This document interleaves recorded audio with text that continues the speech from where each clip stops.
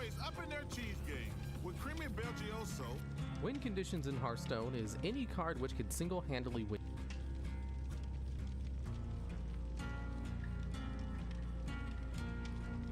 the game, but often needs support cards to help it shine. So in this list, we'll be going over the top 10 hardest win conditions to build a deck around.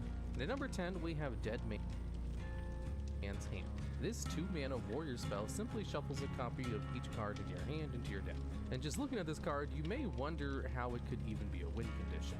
And well, technically, you do need 2 copies of it to be considered one.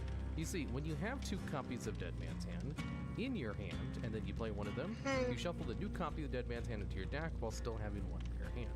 This means if you're able to draw the extra copy from your deck and play it again, you can effectively have an unlimited deck and never go into fatigue. And a bonus this card has, since it shuffles a copy of your entire hand into your deck, any cards you want more of will also have a copy of it shuffled into the deck with it. This is the only deck that has seen competitive play on this list, but that doesn't mean it's not a hard win condition to pull off.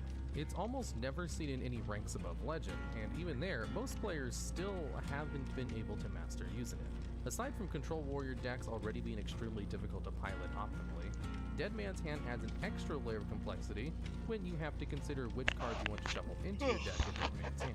That's because even if you're shuffling good cards into your deck, any bad cards you're shuffling will be taking up space in your draws or hand. Or if you blow all of your good removal too early and can't shuffle extra copies into your deck with Dead Man's Hand, you could easily get overwhelmed. This deck is probably the hardest deck in the game's history to pilot, and has so many nuances and matchup-specific game plans that it's hard to list them all. And it's so hard, in fact, there's a very small cult-like following of Dead Man Hand Warrior players that are still trying to master this card and catalog its history to this day. This card has also been used in the past at just a single copy to shuffle your hand into your deck once, and has seen a moderate amount of success while avoiding the headache of a true Dead Man's Hand deck. That being said, it's not bad in casual decks, but trying to play this card as your sole win condition definitely lands it in the number 10 spot due to how difficult it is to win with this card. And at number 9, we have Blood of the Ancient One.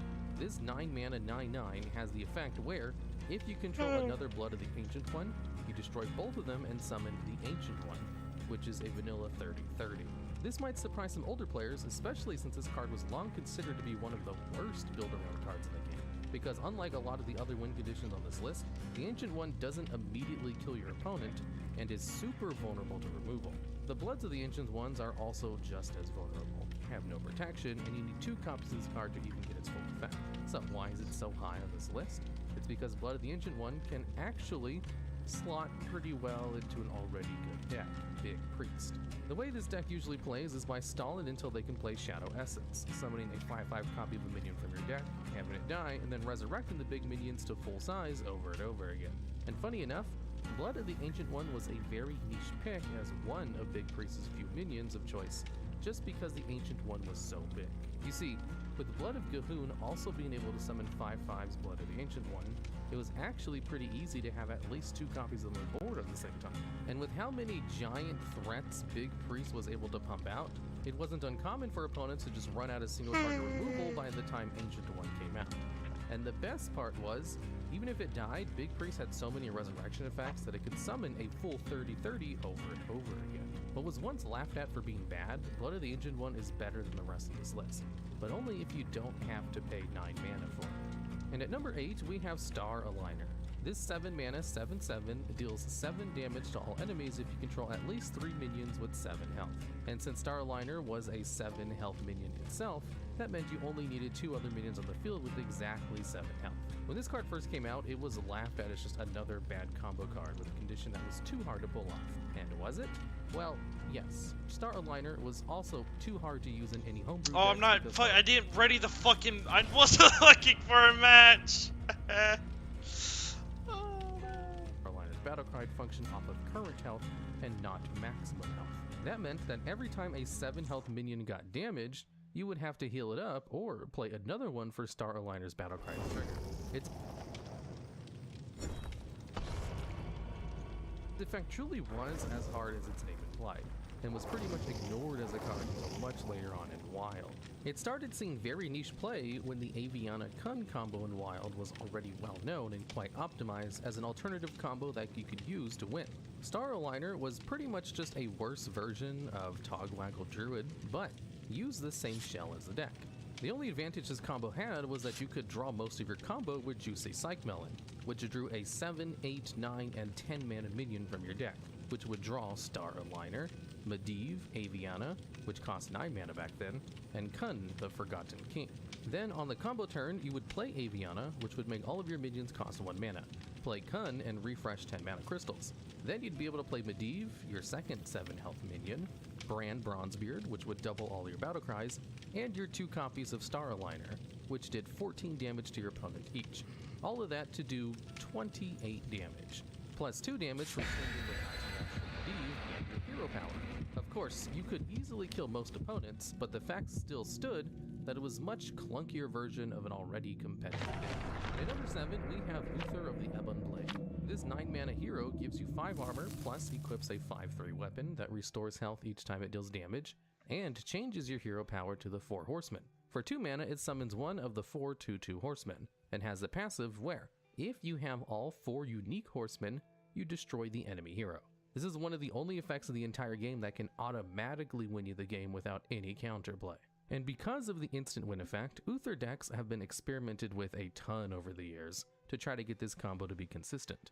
One of the most obvious limitations with this card is the instant win effect is tied to the hero card, which is very expensive and can't be easily searched out of the deck. You also can't have duplicate horsemen, otherwise the hero power passive won't trigger. The hero power naturally tries to summon any horsemen you're missing on the board, but if any bounce back to your hand, they won't be considered. The biggest challenge with this card is actually having the mana to either play a hero power 4 horsemen, which could cost up to 8 mana on your combo turn. It doesn't help that Control Paladin has always been bad, and just better in other classes. Uther's giant healing weapon does help a lot though, but the control tools Paladin has access to now are either nerfed or just bad. Most of the time you'll just get rushed down by aggro decks, and if you're lucky you'll die from a faster combo deck. By far the best version of this very difficult combo is using Tour Guide the turn before to get a 0. Midwich.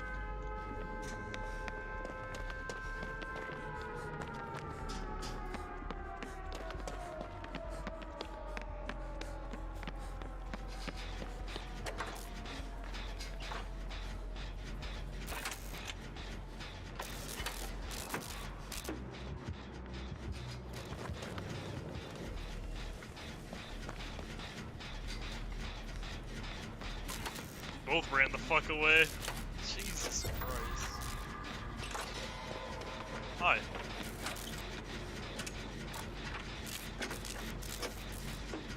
We have to go find that rune somewhere.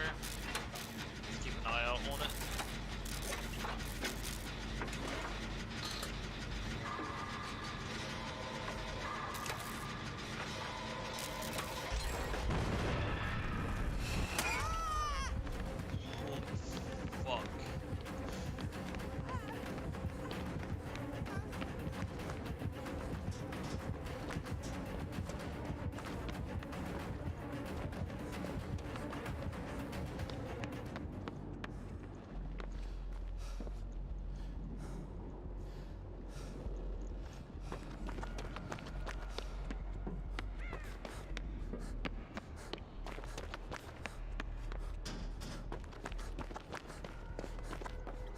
See, I have no idea where totems spawn on this map.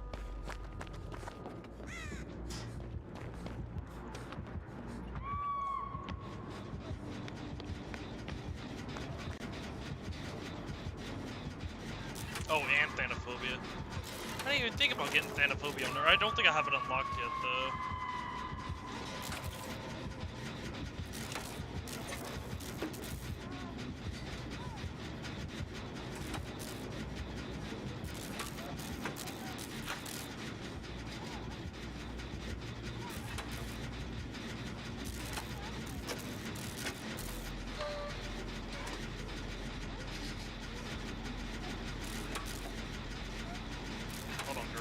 I'm almost done with this gen, I'm not gonna save it.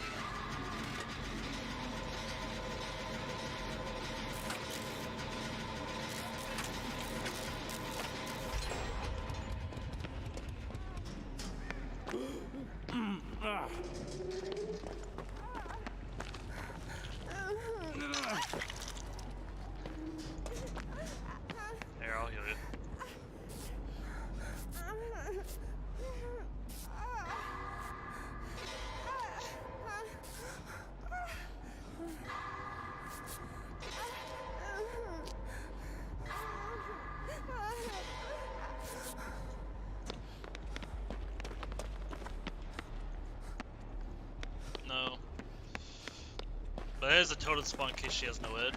Because for some reason, people have been taking no ed like fucking crazy, dude. And I have no fucking clue why.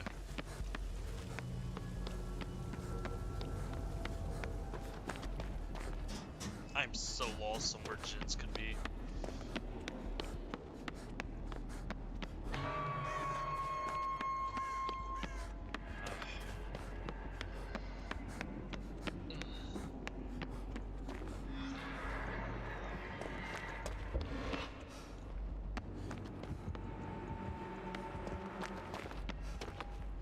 Saved her. Holy shit! I did not see her. Huh? What the fuck was that?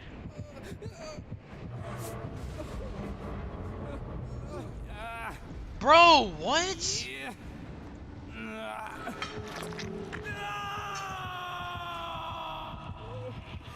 I teleported backwards.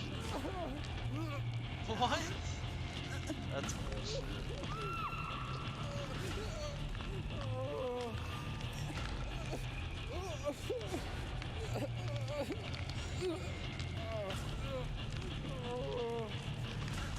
What the fuck are they doing, man? Ugh, gross. I could have easily looped her there. I got fucking teleported.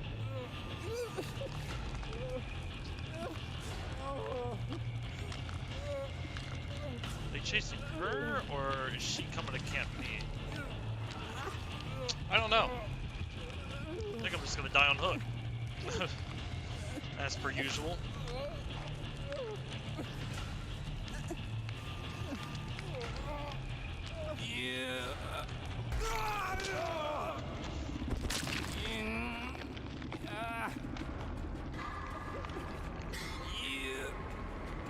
Really?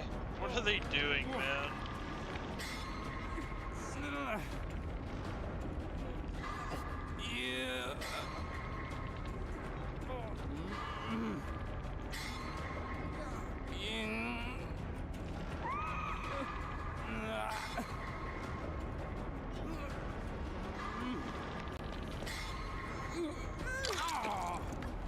We need to all heal. Heal.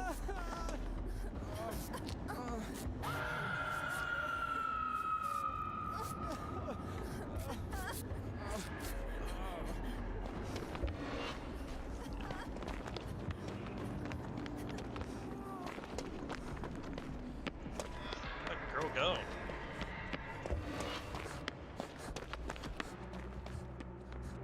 She's outside, isn't she?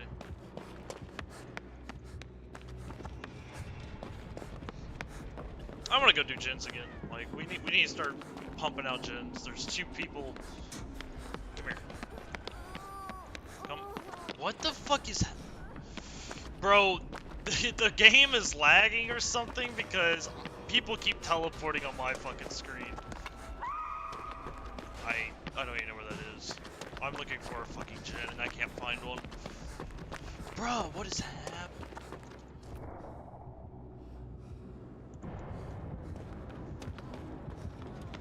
Oh, and it's done. Of course it is. I'll fucking save her.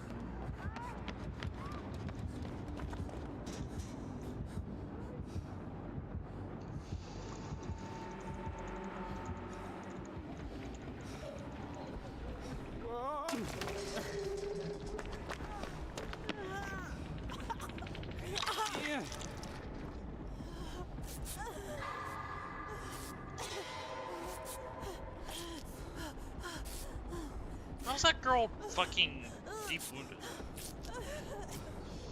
We're not getting any gens right now. Like, I can't find one is my biggest problem. Where are all these fucking gens at?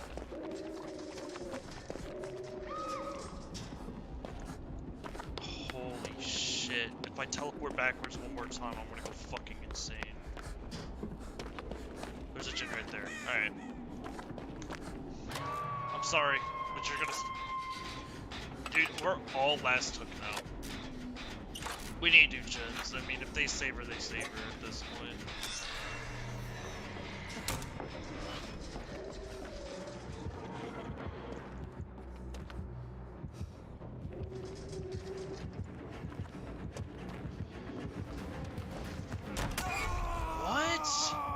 is that movement speed? Like...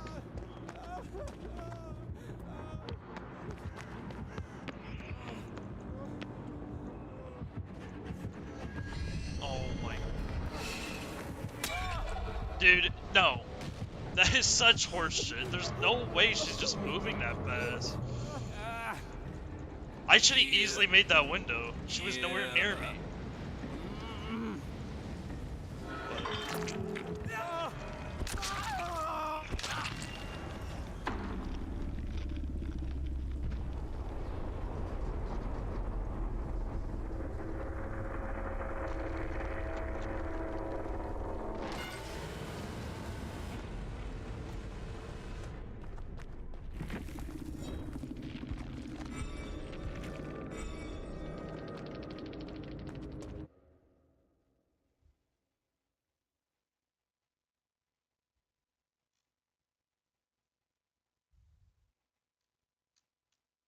Bullshit.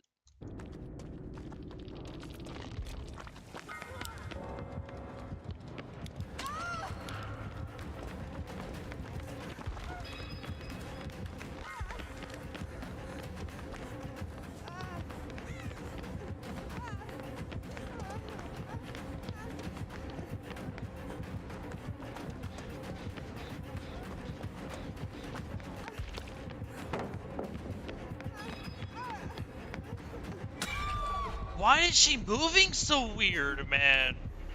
She really is. I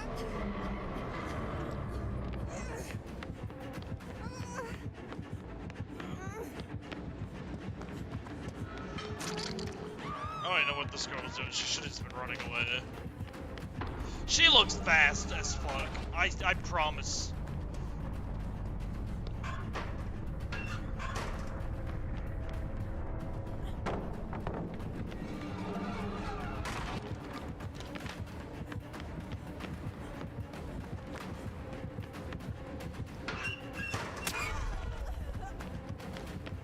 She has dead heart now.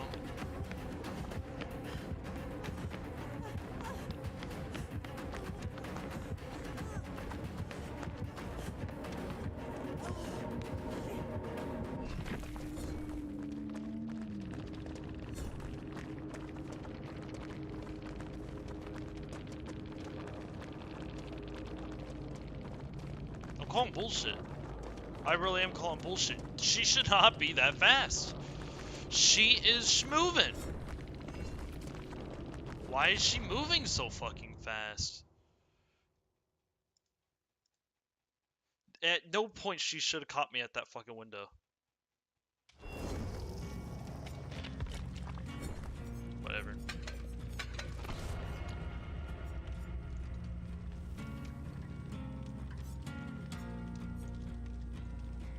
Mana hero power. Auction Master Beardo, which refreshes your hero power every time you cast a spell, and play 3 cheap spells, and hope you have enough mana to press your hero power 3 more times. If Uther were printed in any other good control class, this card might actually see competitive play, but as it is, it's just another beam win condition that's very hard to pull off. And at number 6, we have Chef Nomi. This neutral 7 mana 6/6 can fill your board with other 6/6, but only if your deck is empty. Otherwise, it's just a 7 mana 6/6. This card is one of the weakest cards that needs you to be in fatigue to activate, and for good reason. Summoning a full board of 6/6 may sound really good on paper,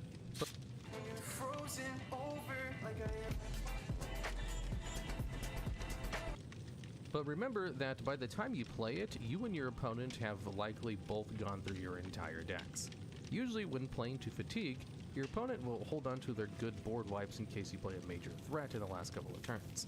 And because Chef Nomi has to come out so late, it's almost guaranteed that your opponent has been able to find a good removal spell from the deck and easily wipe out Chef Nomi and your elementals.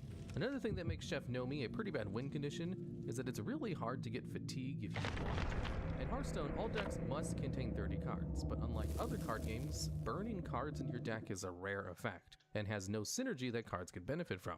There are small deck synergy cards, but most of the time, Nomi will just be a dead card if you ever draw it. Just about the best thing you can do to activate its effect is just to draw a lot of cards, which is already hard to do. or use Hemet to nuke your deck.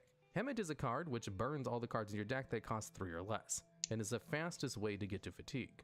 The thing is though, Mecha Thune is just a much better win condition that needs fatigue and is an instant win card. Unlike Chef Nomi, who has to hope that your opponent doesn't have a single good board cleared to be a win condition.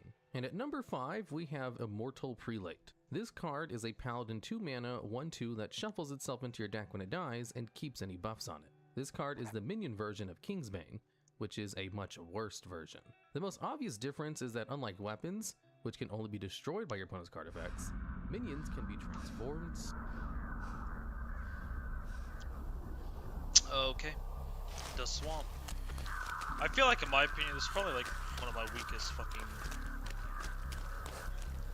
maps. I don't know why. I literally can't play this map for some reason.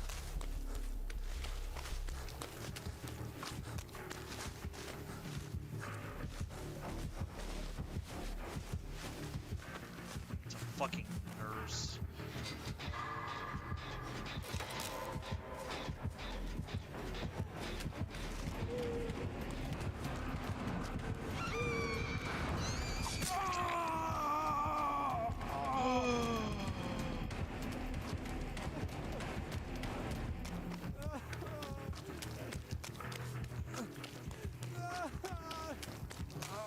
She really just lose me?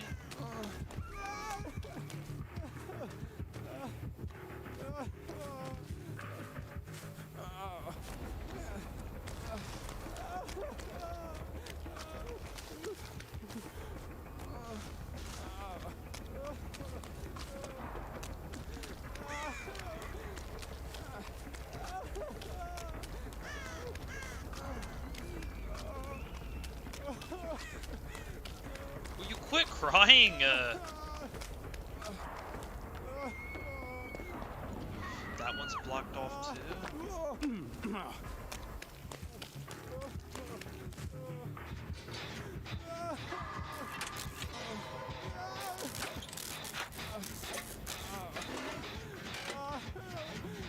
Is she going to the basement?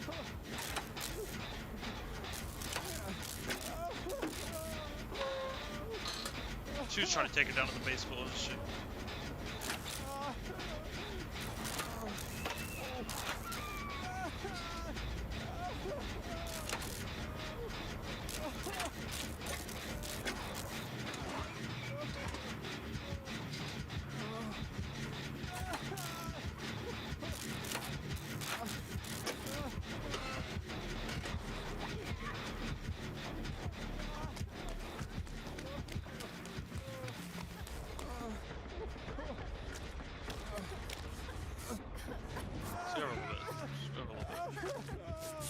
Go ahead.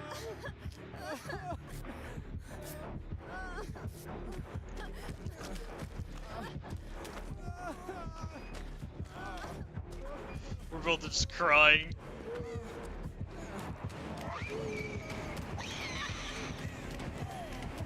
Get away from me! What? What? She swung so fast! What a god, she fucking dead-hearted to save me.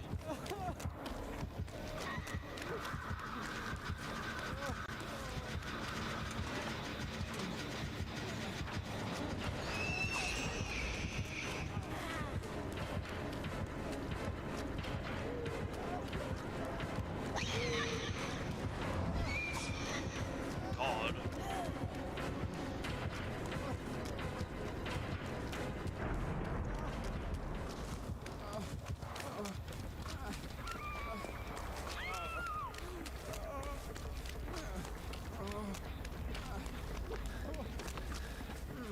Oh, there's someone crying up here also. She might have nurses?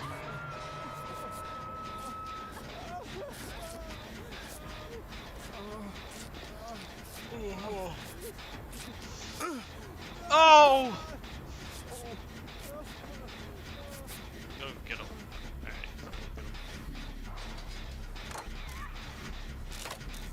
Because I don't have Dead Heart right now, so...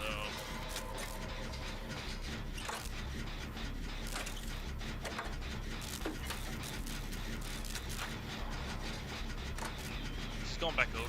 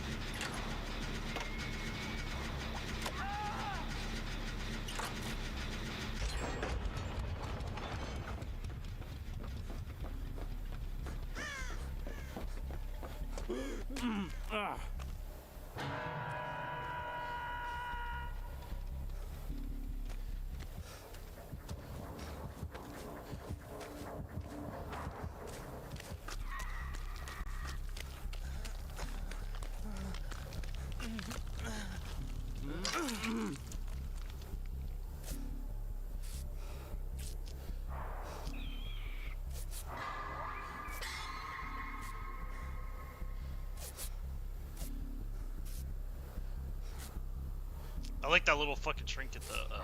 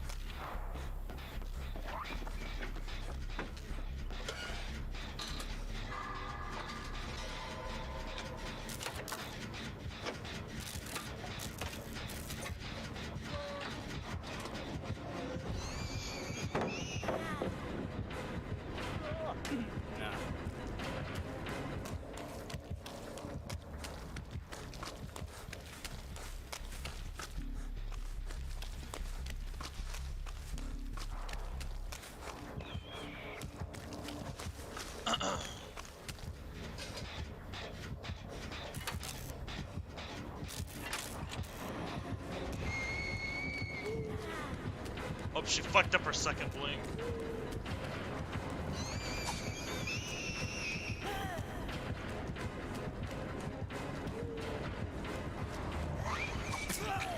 What the fuck, dude?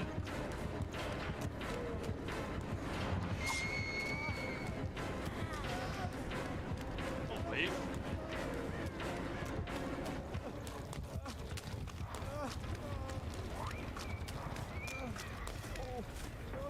Oh. That boon out. It's gone. And there's no fucking basement here.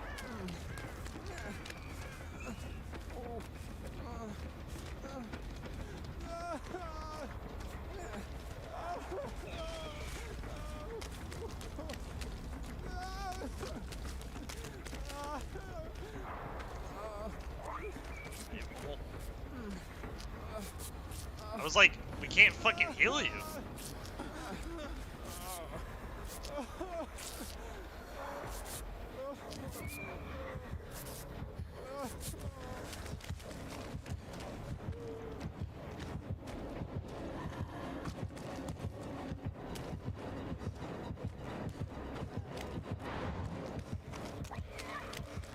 The fuck are you going? Where the fuck is she going?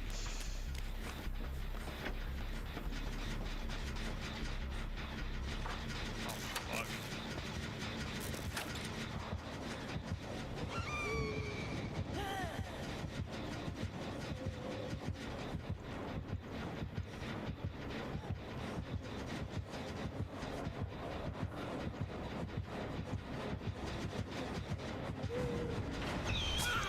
Are you fucking serious?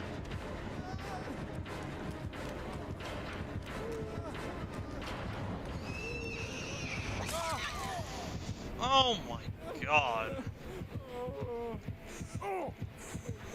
Why was she even still there, man?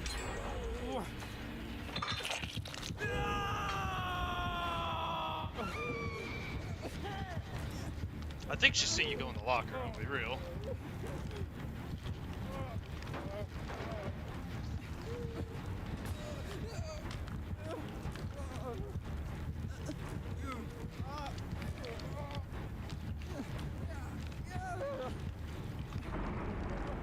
Really? Is she really about to just camp me out, man?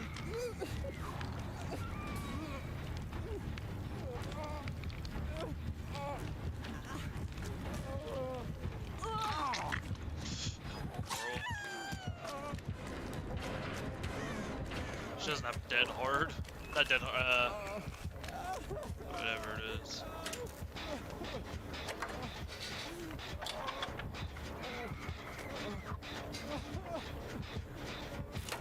Decisive.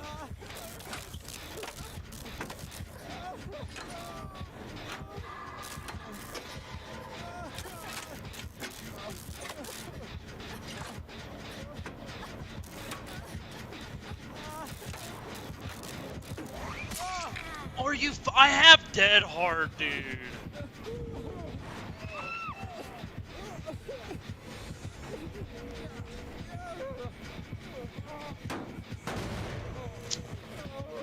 Fucking nurse, dude. Fucking nurse, man. Yeah.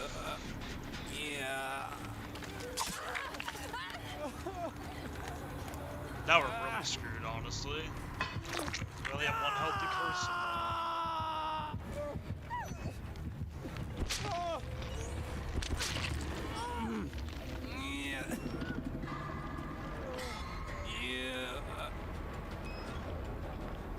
We're fucked, honestly.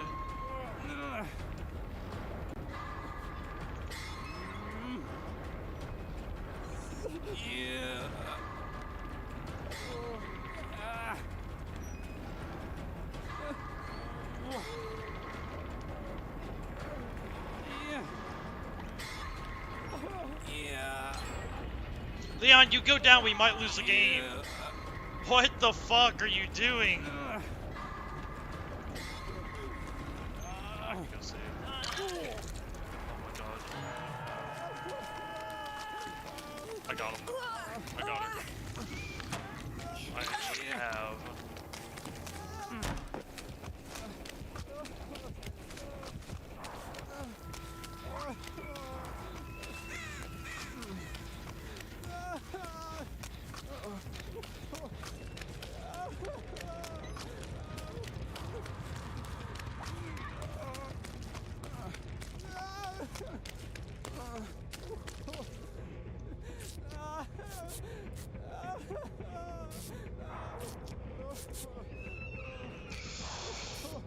Oh no.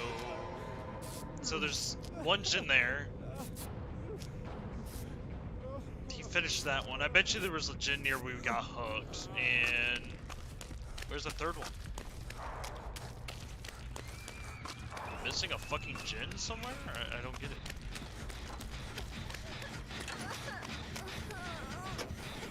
I'll take it.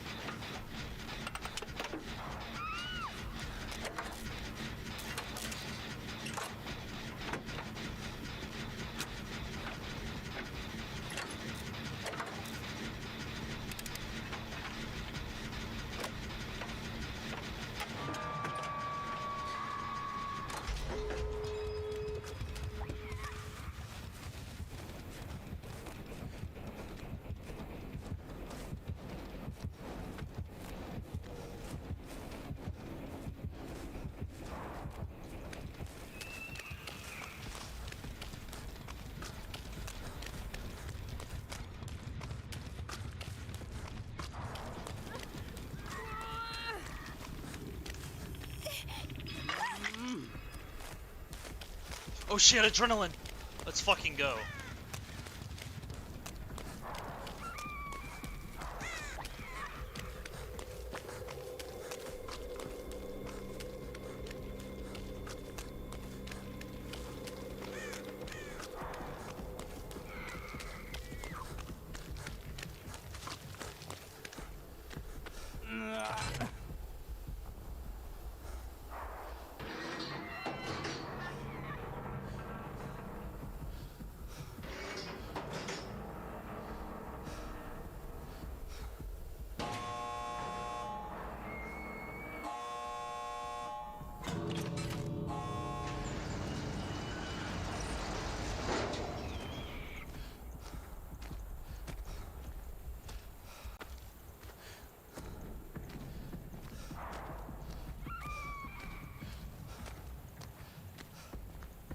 fuck am I seeing over there with that generator? What the fuck?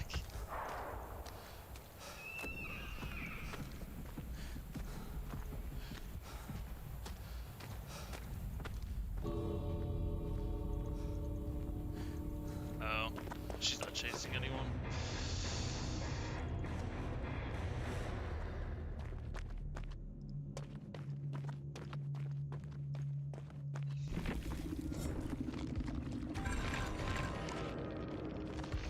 Let's go.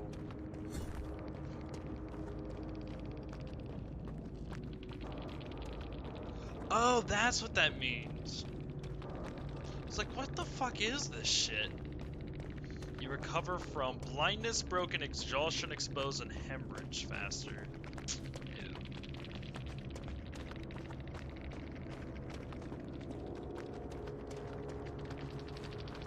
Colorbrine, eruption, pop, corrupt intervention.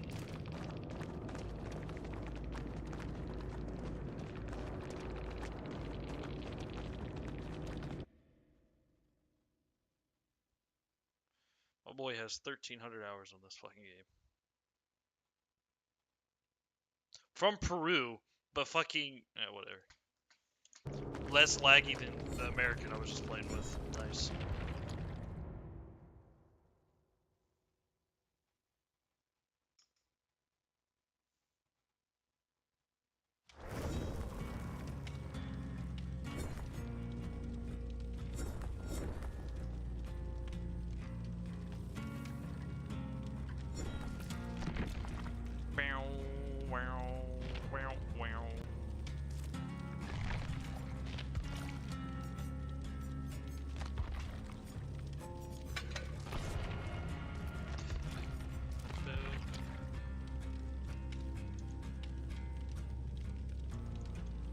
Stolen, silenced, or bounce back to the hand. And when any of these things happened, Immortal Prelate will no longer have its permanent buffs. Not easily. The way this card was intended to be used was throughout the game, you would try to play Prelate and any good buff spells you had, and hoped to draw it as many times per game since it could become massive fast. And since you could run 2 copies, you could also avoid a lot of fatigue damage since they shovel themselves back into your empty deck whenever they die.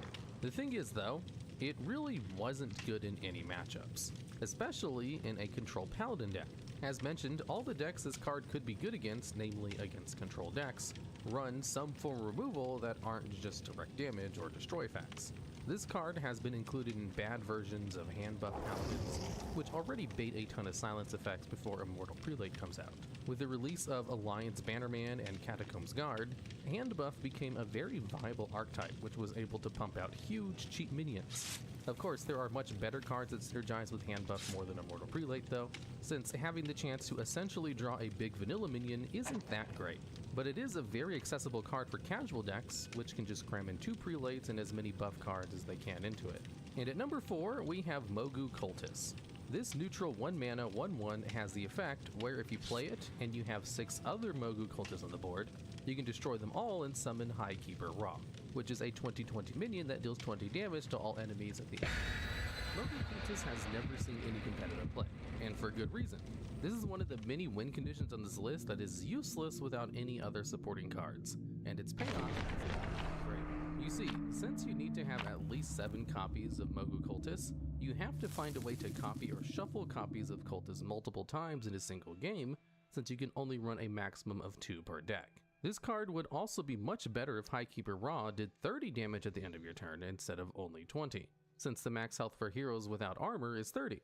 As is, you need a way to get another copy of Ra to deal 40 damage OTK your opponent, since most decks can easily deal with a 20/20 and beat you down from there. So not only does the Mogu Cultus combo require at least 7 cards and 7 mana, but you also need a way to copy Ra if you want to win. That is just utterly insane with the edge of viability for combos being 5 cards maximum. Not to mention all the support and draw cards needed to assemble the combo remotely fast. The best class this can be used in is in Rogue, and only because they have decent card draw and Togwaggle Scheme, which shuffles a copy of a minion into your deck for each turn you've been holding it. Again, this is a 10 mana, 8 card combo, meaning that almost your entire hand will be doing nothing while you're desperately trying to stay alive or hope you draw the rest of the combo. And at number 3, we have the Darkness. This neutral card is a 4-mana 20/20 that can't attack or be interacted with and shuffles 3 candles into your opponent. Midwich again.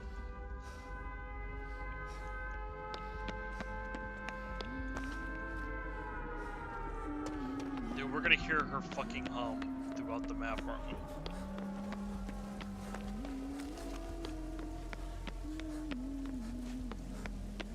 I feel like she started upstairs.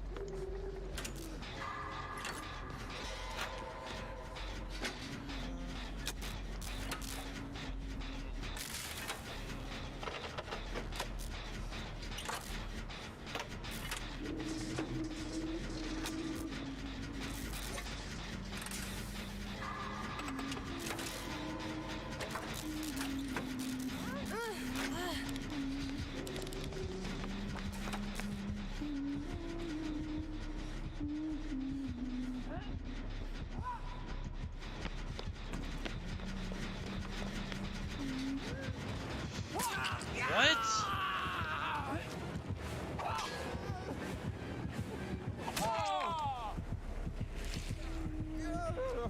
Why'd her terror radius all of a sudden disappear?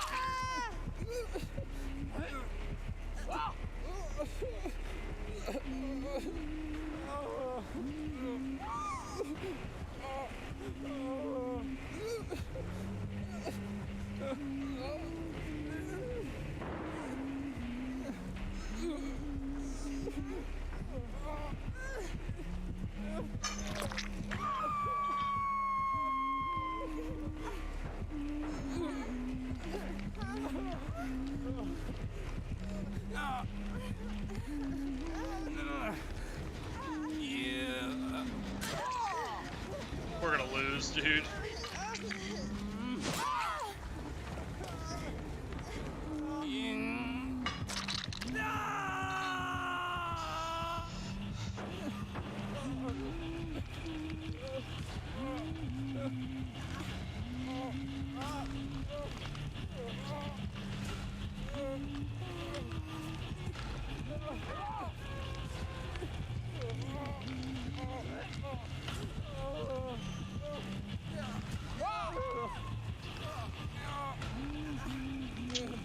All right.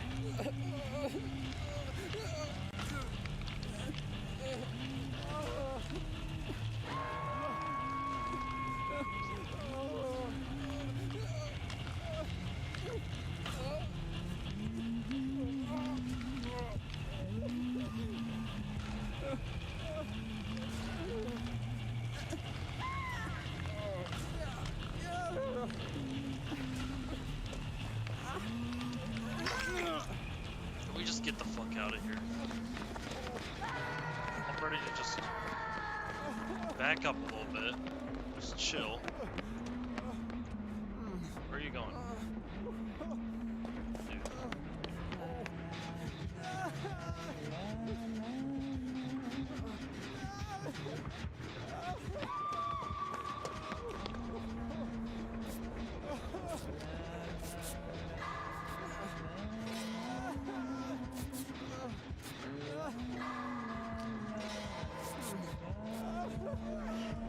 What?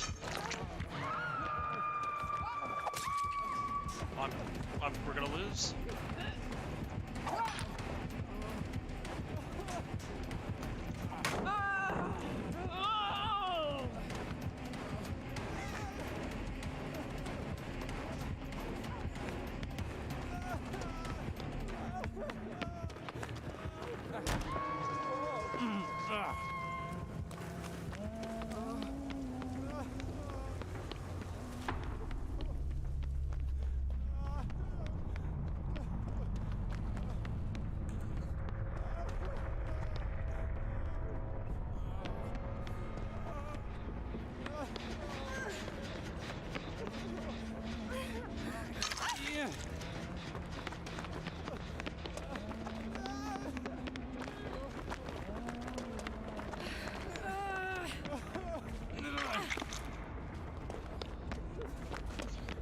Fucking run!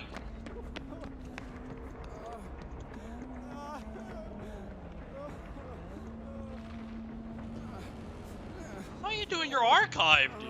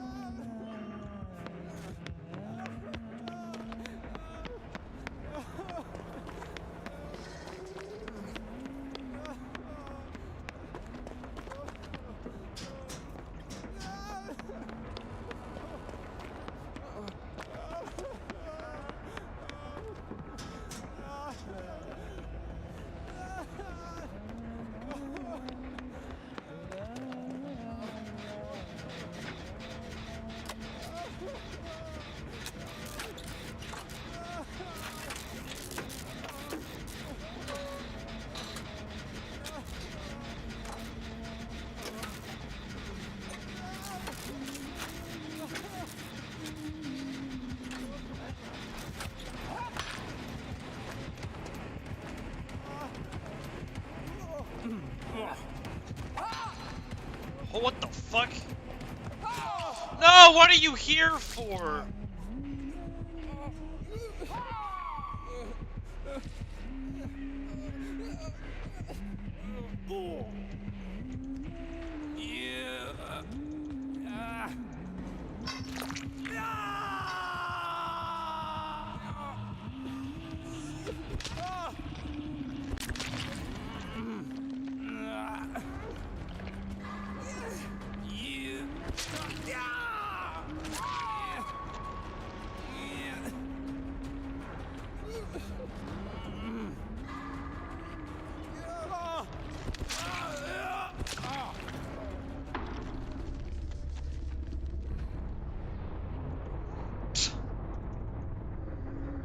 Jesus fucking Christ.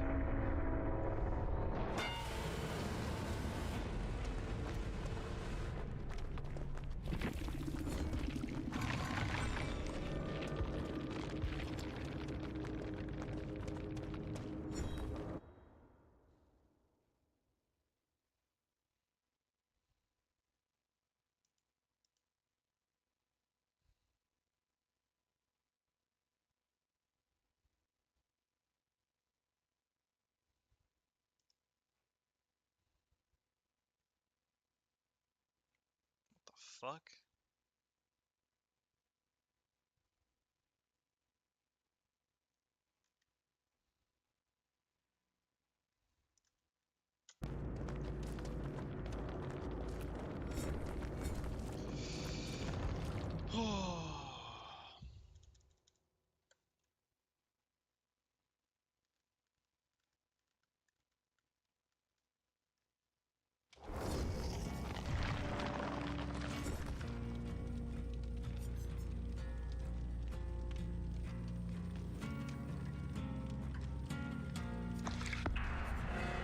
Sure, that's free, dude. We'll take that.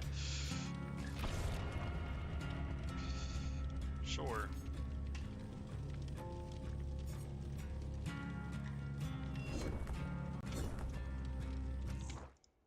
And stack. When all three of them are drawn, the darkness awakens and becomes a normal minion. This card essentially suffers from the same problems as Chef Nomi, except worse since your opponent already knows your win condition is coming.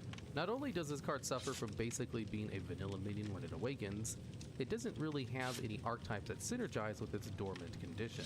Even in mill decks, an archetype which tries to win by making your opponent draw cards and get them to fatigue, making your opponent overdraw can burn the darkness candle cards and make it so your darkness can't awaken. You see, when your opponent has 10 cards in hand, any more cards drawn from your opponent are instantly destroyed. And because you need all the candles drawn, anything that happens to overdraw for your opponent can make the darkness a 4 mana that does nothing. Dude. The darkness also just doesn't work that well in casual decks either, since by the time it awakens, the With game has 2100 probably already hours, been Jesus decided by then. Christ. Or being a 2020, won't be big enough to do 30 damage with one attack and one-shot a full health opponent. Big medium win conditions that rely on fatigue, as you can tell by now, are really not that good because it's pretty rare for games to go into fatigue, and since most opponents will say the removal to counter such win conditions. The darkness, though, suffers from these problems even worse because it's really hard to control how many cards your opponent draws, and since your opponent can see the darkness while it's dormant. And at number 2, we have Desert Obelisk. This neutral 5 mana 0/5, at the end of your turn it deals 5 damage to a random enemy, but only if you control at least 3 Desert Obelisks total. This card is bad and wouldn't. Prom is back, and it's gonna be one for the books. At Men's Warehouse, you'll find all the fits you need for the big night. Complete rental packages starting at $99.99. Shop online or in store. This is our prom, only at Men's Warehouse.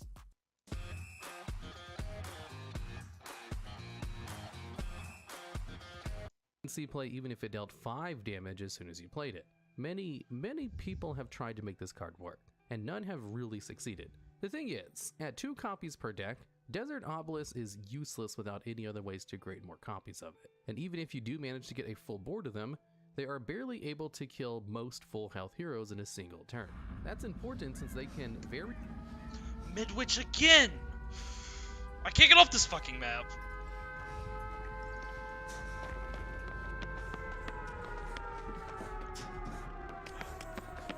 Oh my god, Dwight, take that fucking...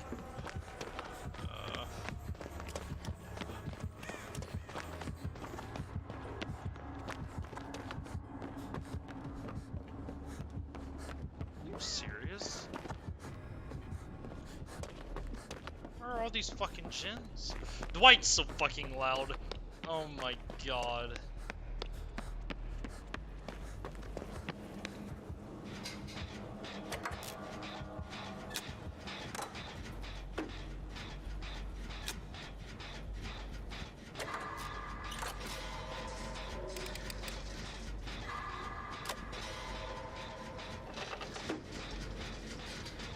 Hi Dwight, you and your loud ass.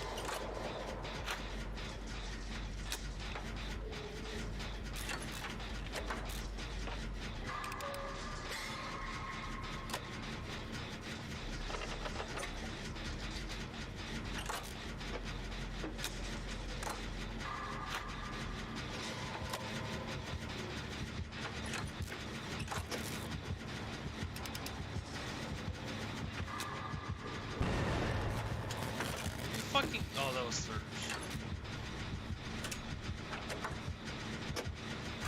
Oh, this is Pyramid Head. I forgot. I thought it was Gunslinger. I'm not gonna lie.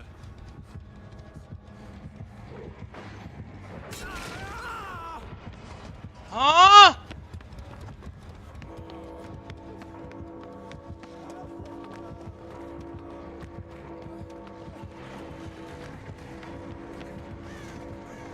Oh my god.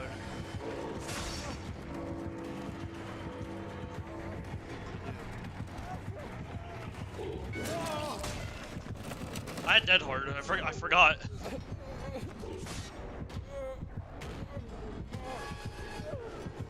Yeah. Yeah. Yeah.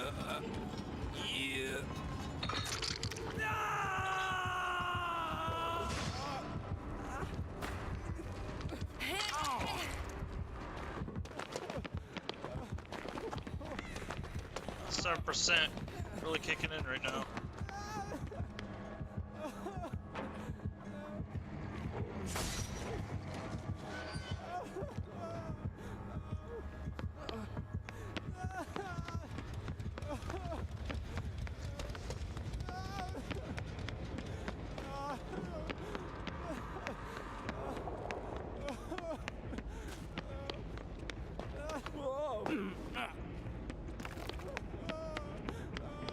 Ah!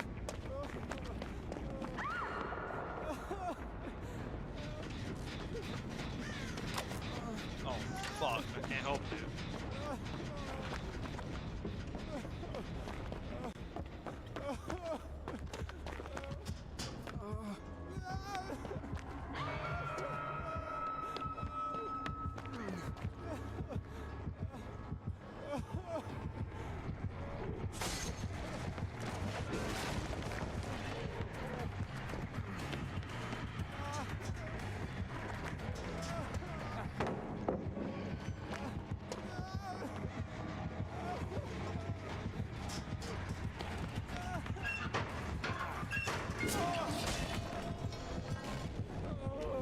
You didn't finish the agenda?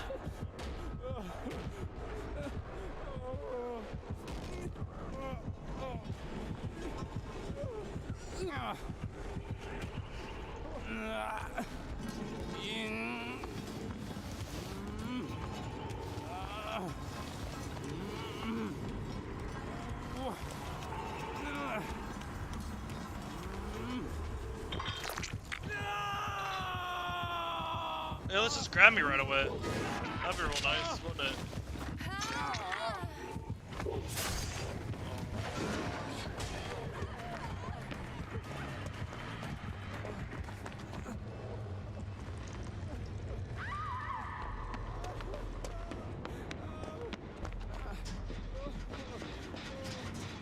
Oh, we got fucking yeah. The fuck is that?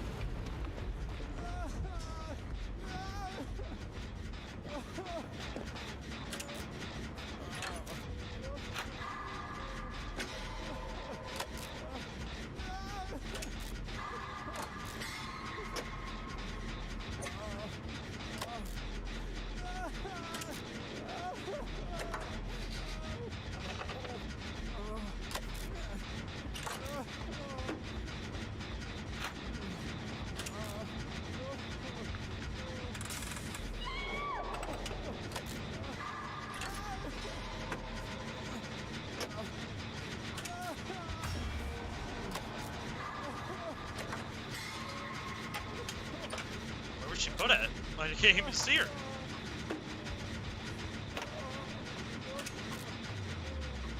Above it? Oh, she is.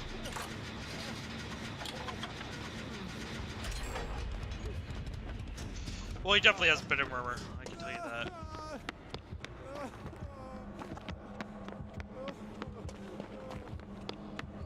Is he above me?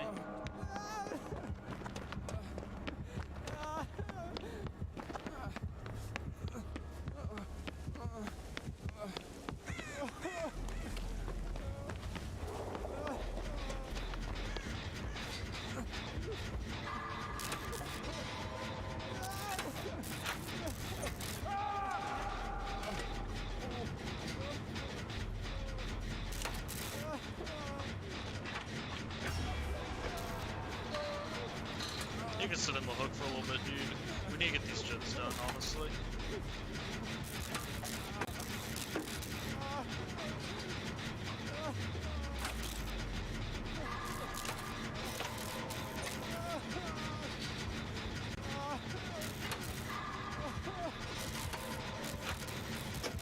I think he's upstairs. Nope, he's right there.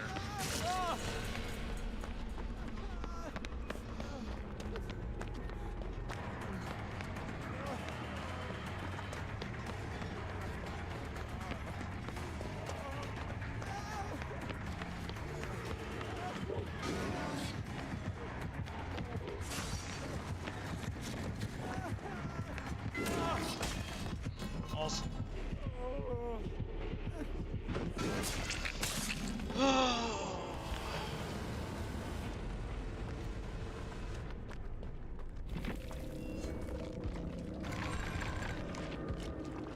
I still pipped. What the fuck?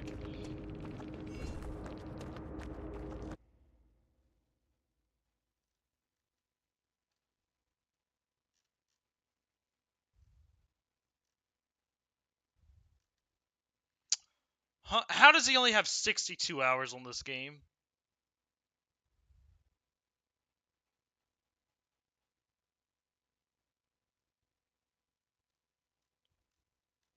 I feel like that's cap.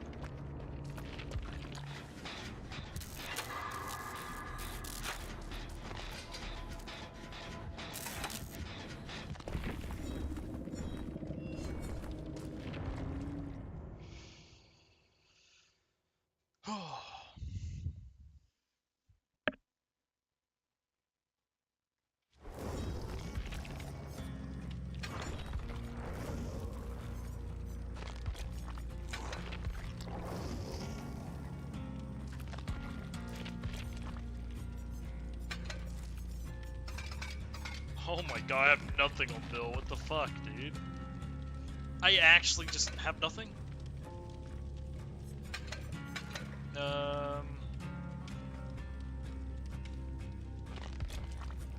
Yeah, sure.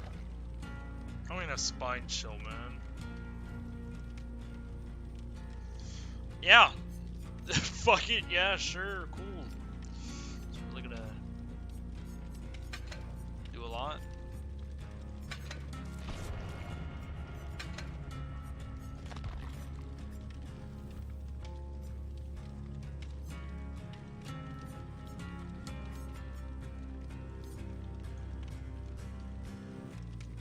Easily be cleared by minions, can't even attack, and become useless if there's only 2 of them on the field.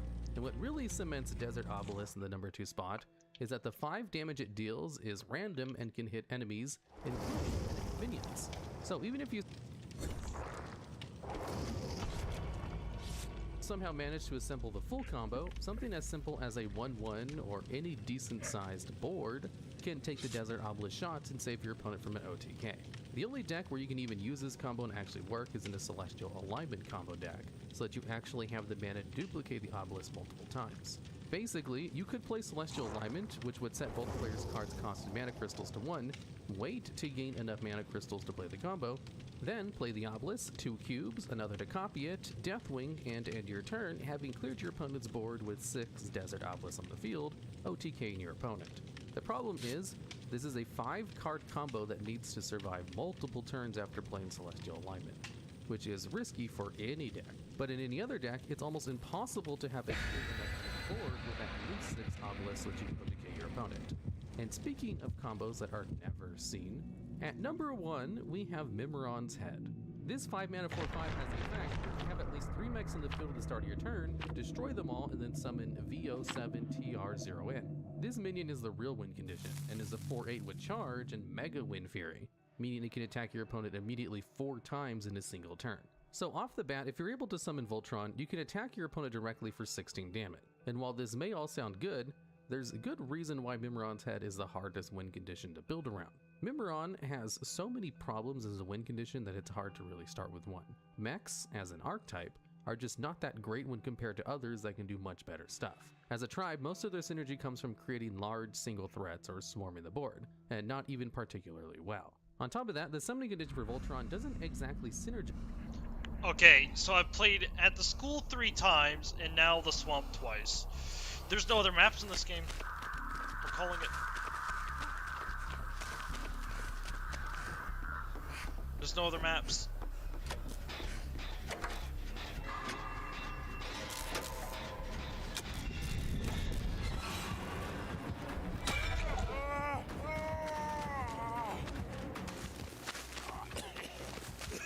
Bro, I'm not gonna lie. I was pretty sure that was another fucking player when I seen her. That's why I didn't even freak out about it.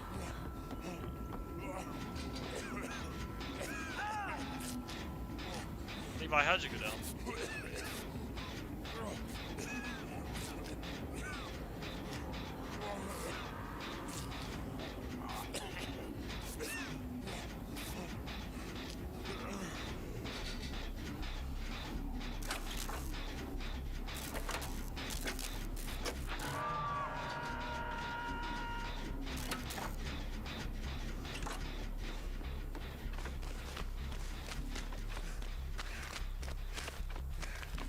Boy, I won't save you. You keep fucking flailing your fucking arms.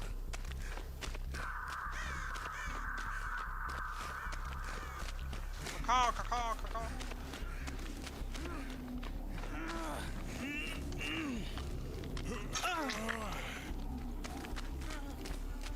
you wanna get healed? Ah, fuck it, dude. I'm going up on the boat.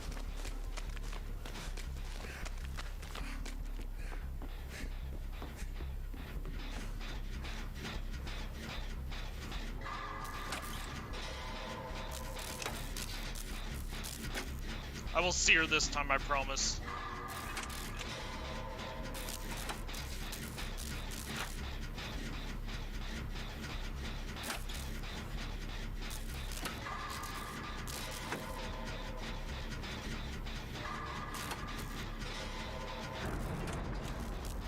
Okay, they just went over there and did a fucking move.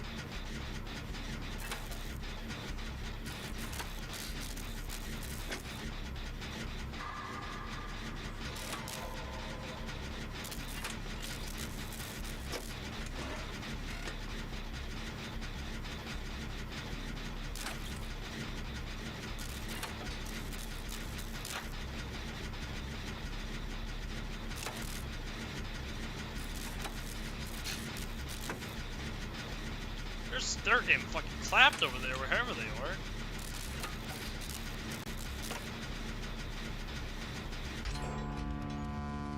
Wow.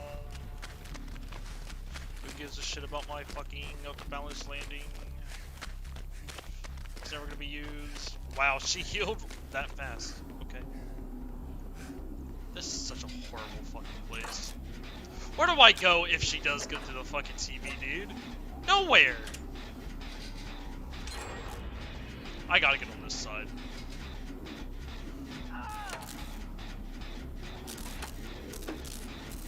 Alright, Levi hits win. Right back down. Fine. Leon. I didn't watch fucking Attack on Titan! She's gotta go through that TV, isn't she? She didn't go through that TV. What a fucking maniac.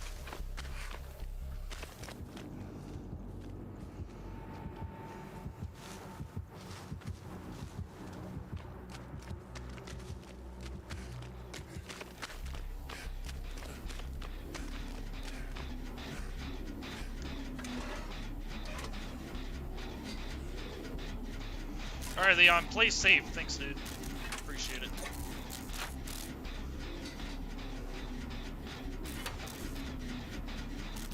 Dude, okay, let me be real. If she does go through there, I have nowhere to run. She's just gonna run me down. I'm gonna take a hit.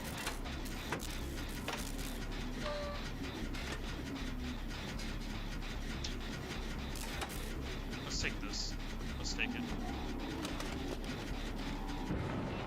It's too fucking dangerous.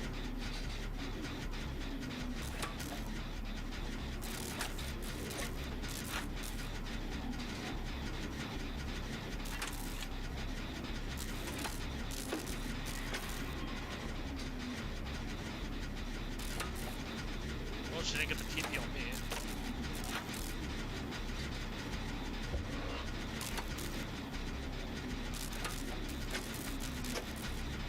Is that already back? Oh no, that sound was me getting the whole bar.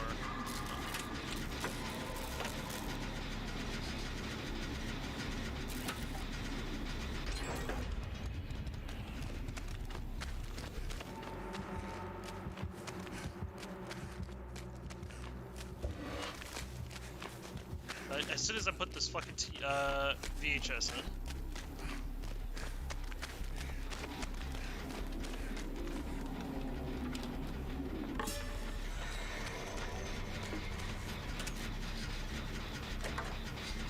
Oops, all the way back down. Yeah, getting condemned I feel like is just impossible, dude.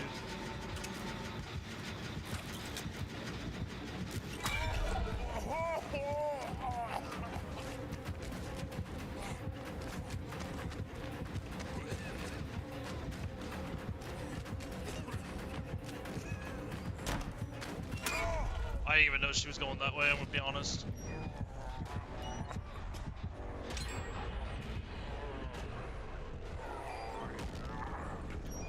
Leon, run, dude.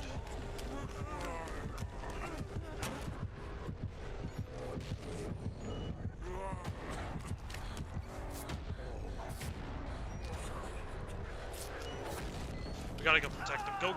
Go protect him!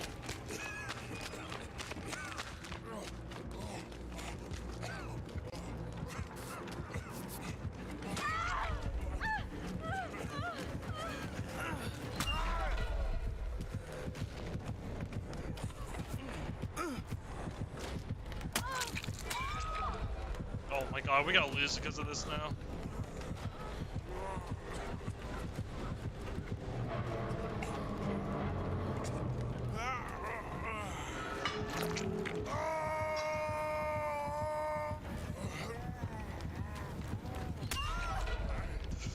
Please do not go down.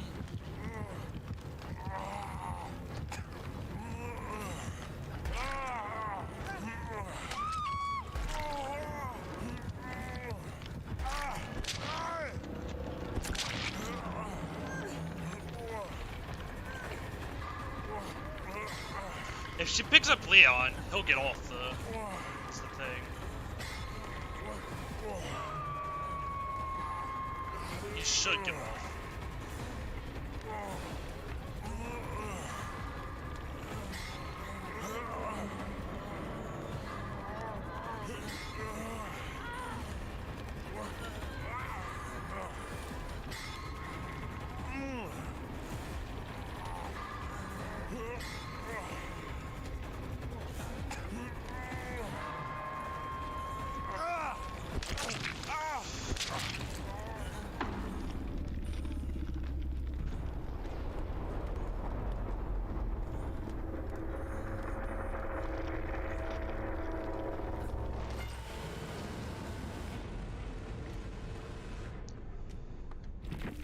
Oh, great.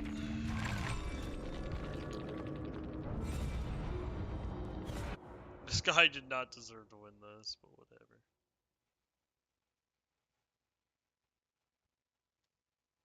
Oh my god.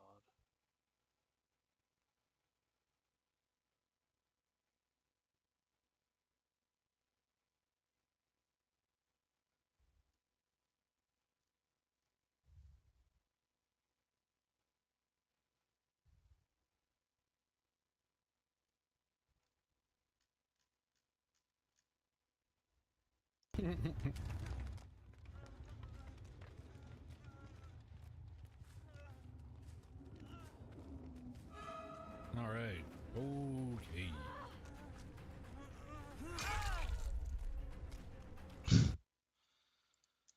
Whatever.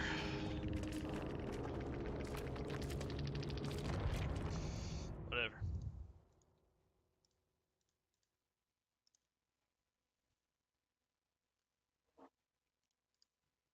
Giants with Max.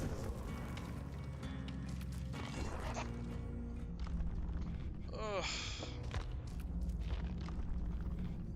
I know what fucking thing it was from.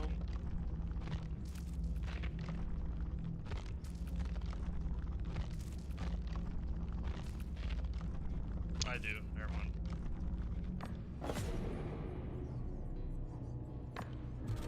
This is not happening.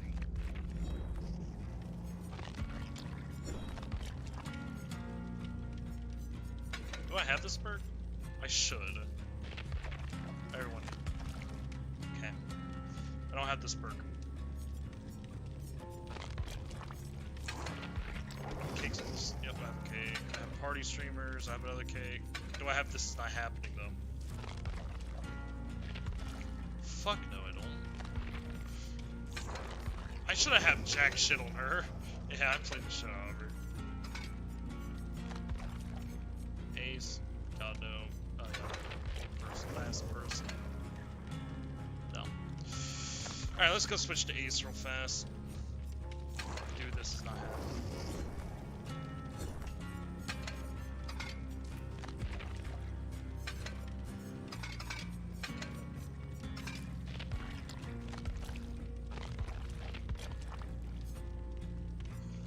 This is not happening.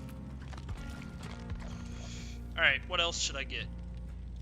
Or take? Anything else that makes skill checks bigger? I can't hit greater skill checks whatsoever, dude.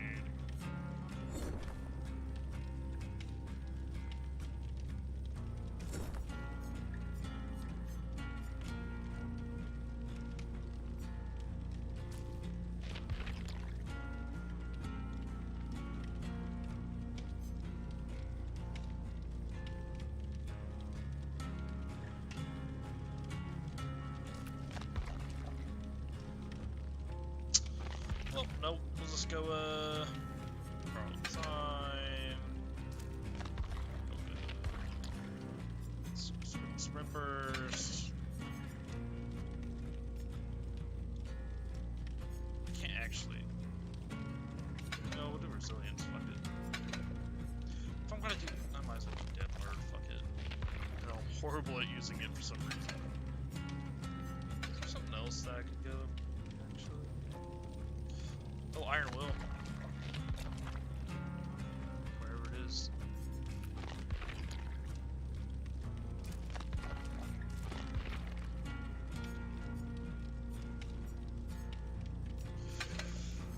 I don't know my alphabet, I guess. What the fuck?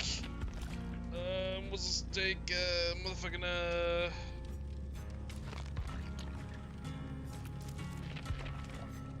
yeah, we'll just bring some chalk for it. Funsies. Sure. One of the hardest effect types to get off in Hearthstone. You see, for Mimiron's Head's effect to go off, you basically need 2 other mechs on board, since it counts itself as a minion, and you need them all to survive until the start of your next turn, which gives your opponent a full turn to silence or kill Mimiron, one of your mechs, or all 3. And even when you are able to get off its payoff, you still have to boost its attack by at least 4 so that you can actually kill your opponent with it, instead of letting it sit and die. At least Desert Obelisk lets you damage your opponent directly at the end of your turn. Mimiron's Head needs you to attack 4 times, avoid getting taunts, and have at least 3 minions survive until your next turn. At the very best, using Mimiron's Head as your sole win condition is a 4-card combo that relies on your opponent having absolutely no removal, taunts, or ways to kill you during their turn.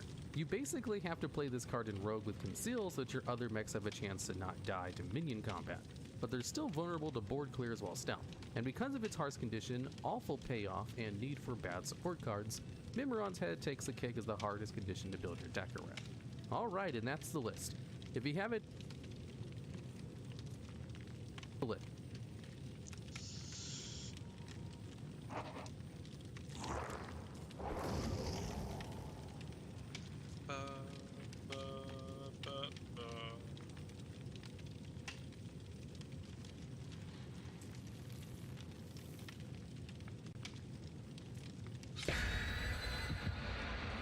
tech cards are any cards that are used in decks to counter. Tech card was meant to efficiently destroy big minions, and actually used to have decent stats. Originally, when this card was most played, the card was a 3-mana 4/2 and a very strong card. Back in the day, many classes had no good single target removal due to how few cards there were in the game. Druids especially had trouble dealing with big minions, since their best single target option they had was Starfire. And even in classes that already had good removal, like Mage, they were still more than happy to run a decent 3-mana card which had the ability to kill one of your opponent's major threats. Since the game was much slower, Ragnaros and Sylvanas were staple late-game cards that every deck ran. This tech card was so heavily played that it was abbreviated as BGH, and was played so much everybody knew what you were talking about if you mentioned it. Some decks tech so hard against the meta, they even started running Abusive Sergeant, which gave a minion +2 attack, just so they could buff Sylvanas' 7 attack and kill her with a BGH. It actually started to push out slow, big decks so much that every time a new card had 7 or more attack, the Hearthstone community would meme that it would never see play because it dies to BGH. And for how silly it was kind of true. Blizzard did eventually nerf BGH to cost 5 mana rather than 3, making this tech card much worse in aggro or combo decks that didn't often run minions that had 7 more attack. And even at 4 mana as it is today, the meta has shifted to be so much faster. Finally, a fucking different map. It's a fucking miracle. Alright, let's see how many great skill checks I can hit without pissing someone off.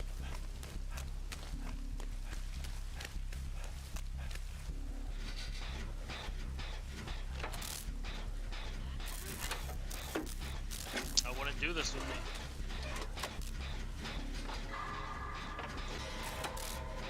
It's so difficult, dude.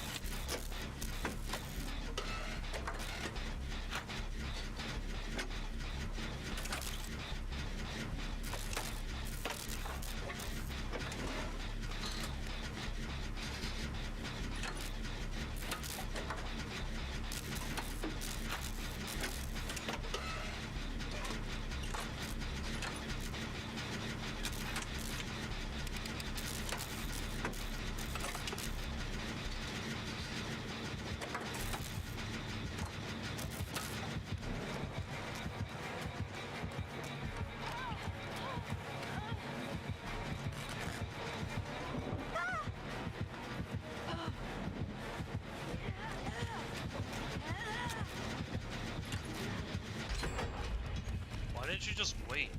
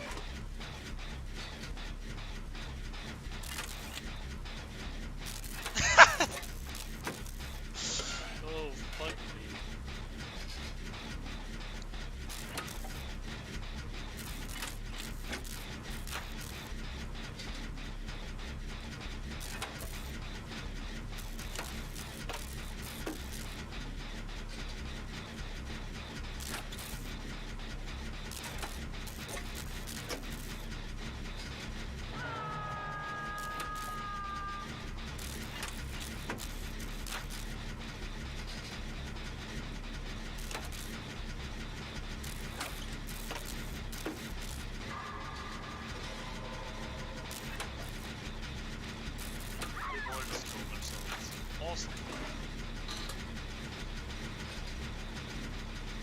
Okay.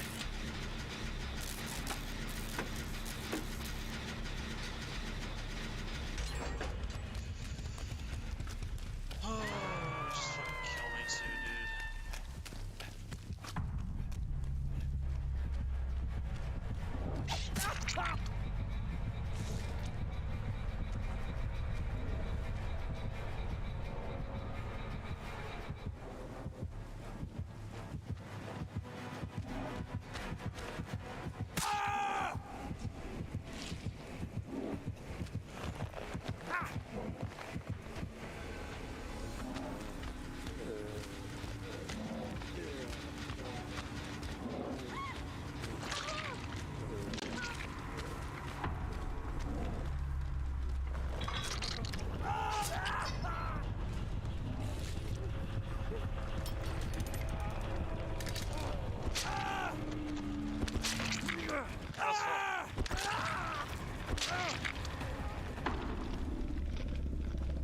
That is hilarious, though, and I don't give a shit.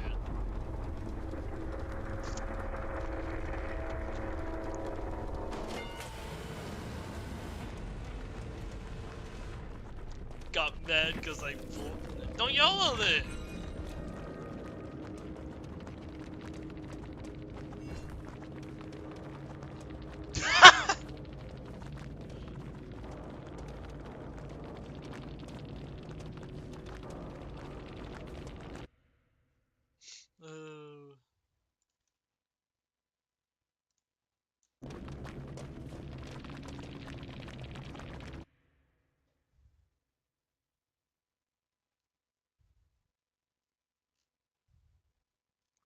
Nice dude tilted for. I made them DC. That's what you get for YOLOing off. Fucking idiot. I changed my mind. I'm going to Wither instead.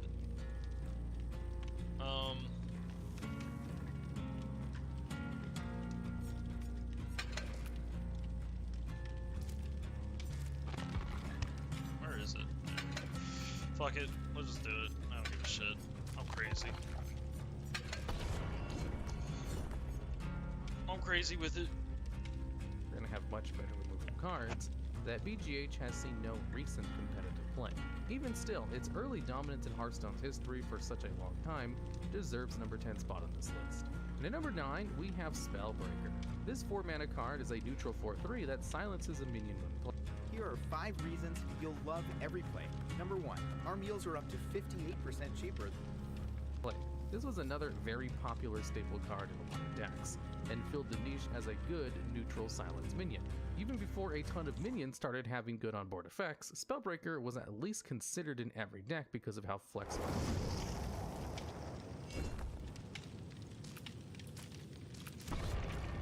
was. If you were an aggro deck, like Pirate Warrior, you could use Silence to get rid of a minion's taunt and attack your opponent directly.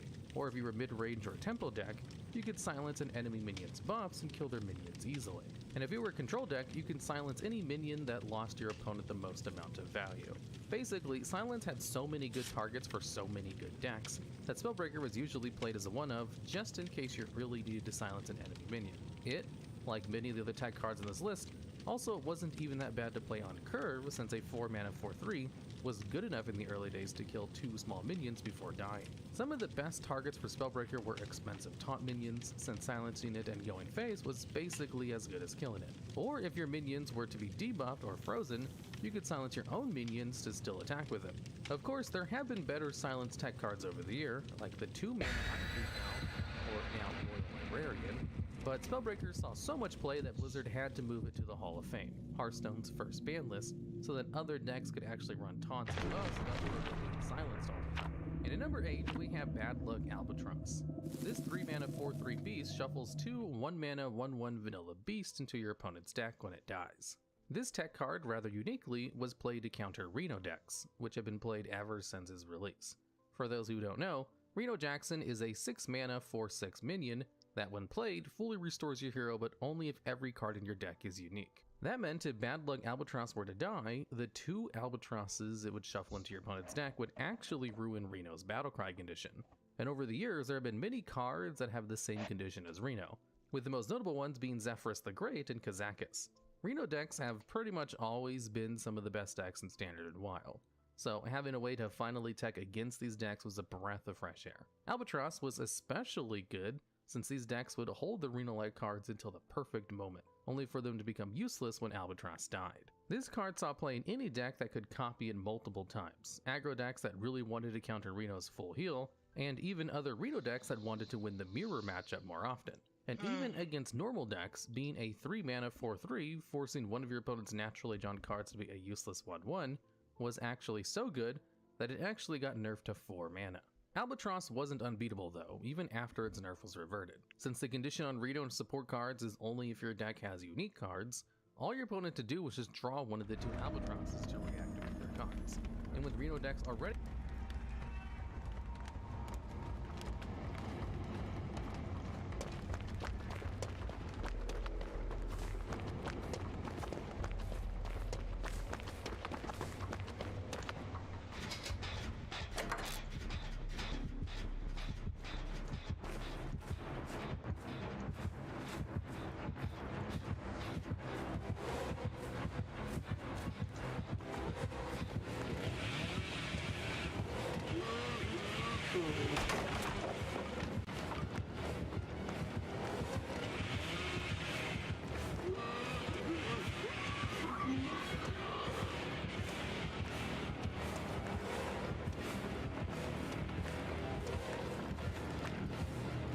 For the love of God, dude.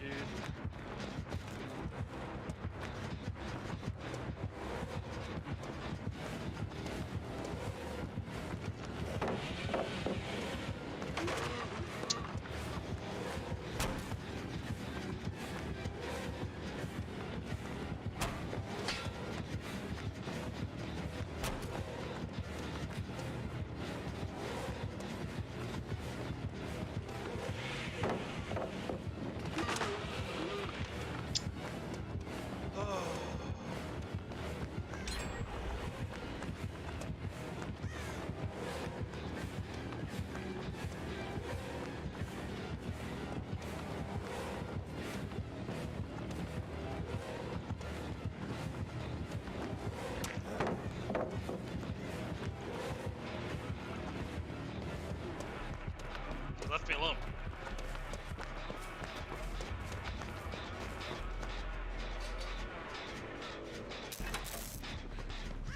Please bring him over here. Oh my God, get him away, man.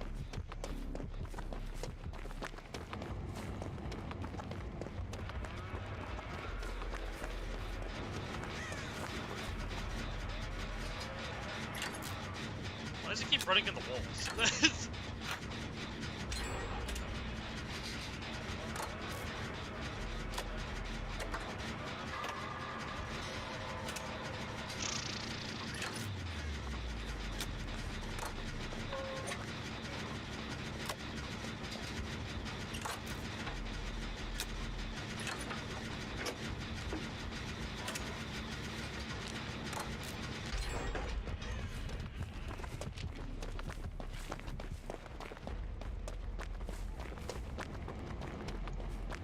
This is harder than I thought it was gonna be, I'll be honest.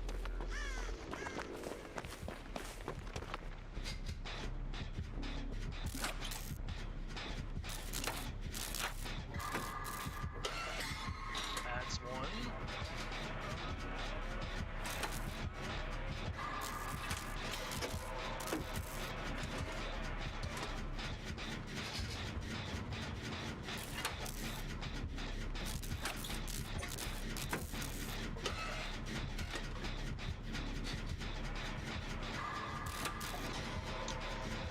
Fuck me, man. I only got one.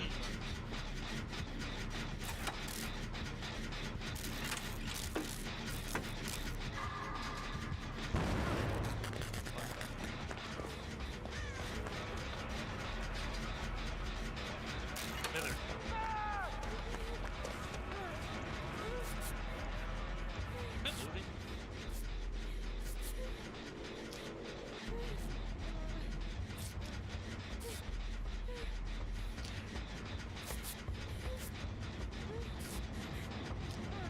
not a single skill.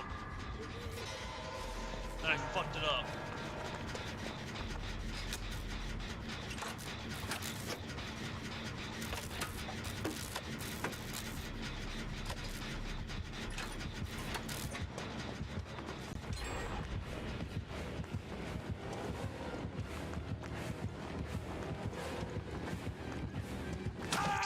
Oh my god, I pressed E though!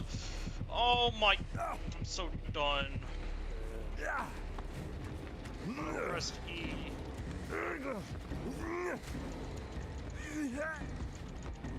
I'm really about to go down to the basement. Really, man? Really?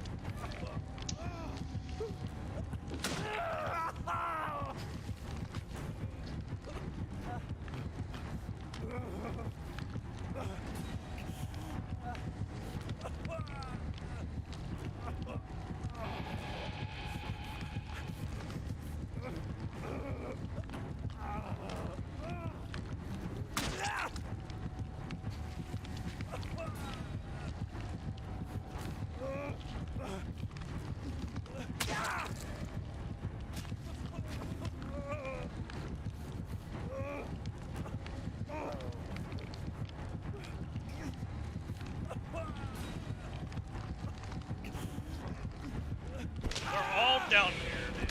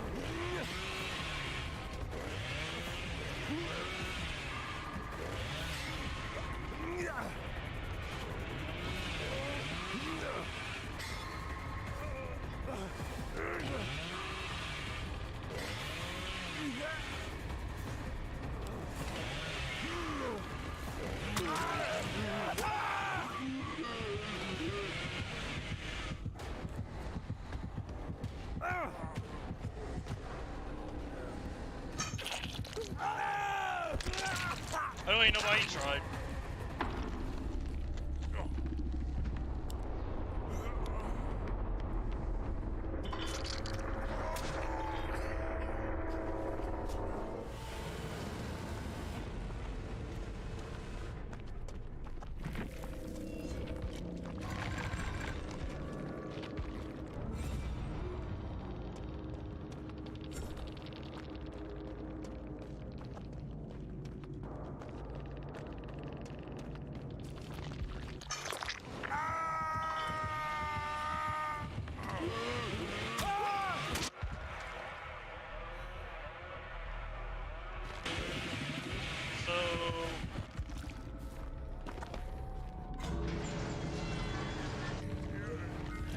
He got 3 kills instead of 1.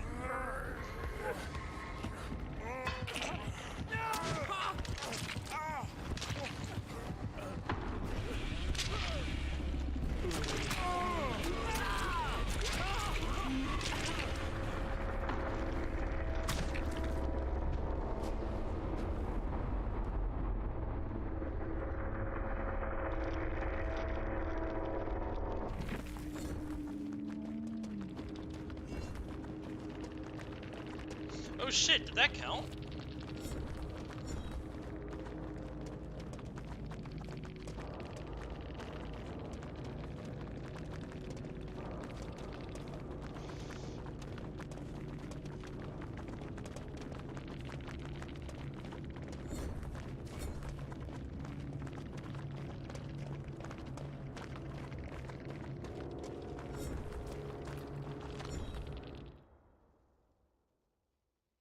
I guess the skill checks while on hook count? Interestingly enough. I hope.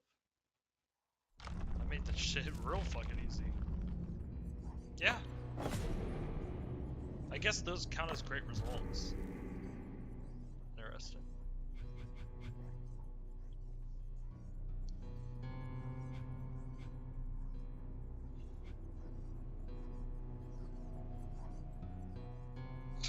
What the fuck?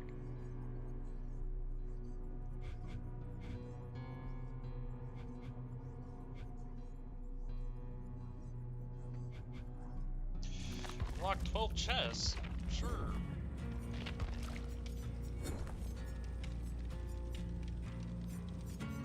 Wait, did Jake have another? No, he didn't. I don't think he did. No. Nia? No. It was Bill. Bill and David, right? Yeah, he had a cake.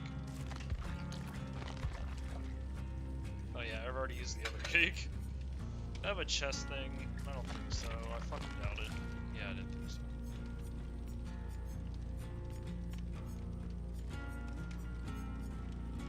Whatever. Just ready up.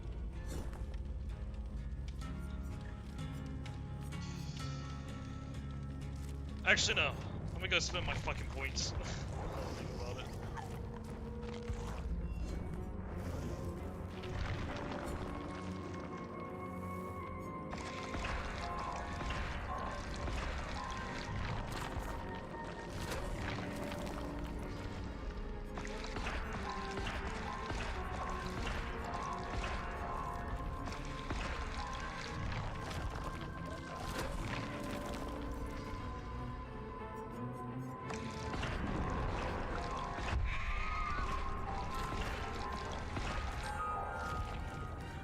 Time for survivors to repel.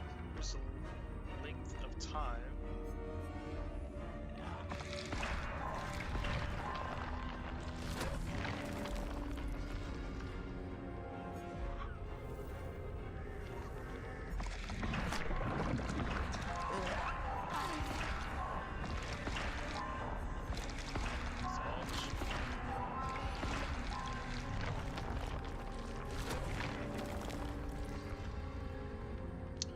Pop or Bamboozle? Probably Pop, just because Bamboozle doesn't really do well to anti-loop killer.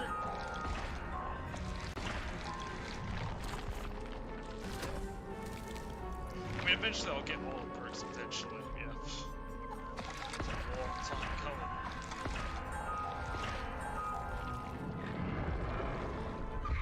I forgot this was even a perk, actually. I really did.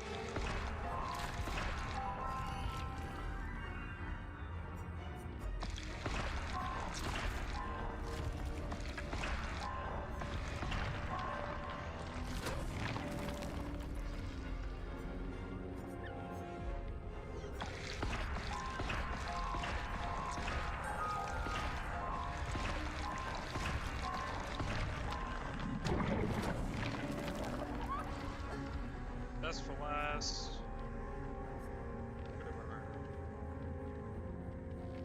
Bit of memories.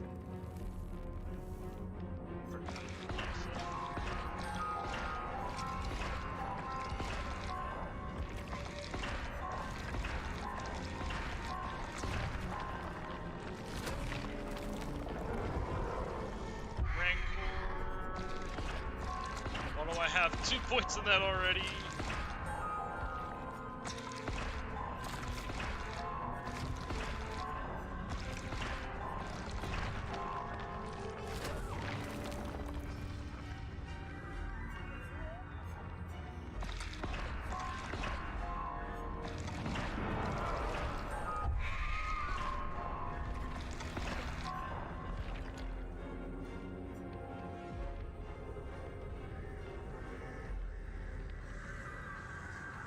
Huh?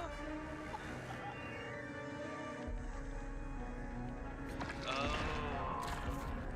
So they have to look for where it's pointing. I think that's horrible, though.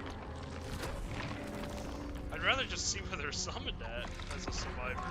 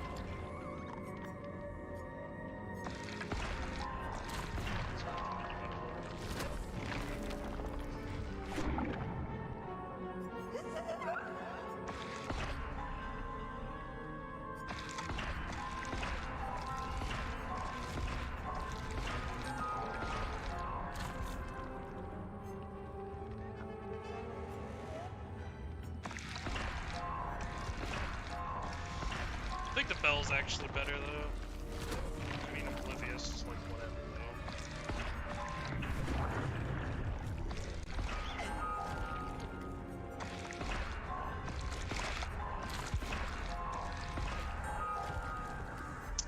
Alright, what other killer? So we got Pinhead, we got Twins, we got quite a few killers to fucking go and level up. Holy shit. I don't think it was that many.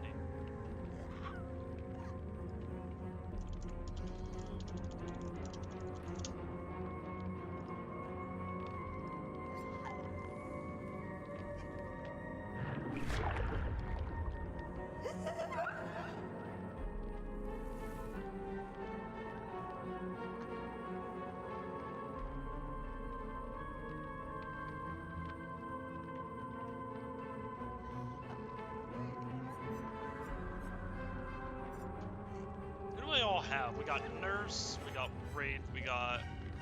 I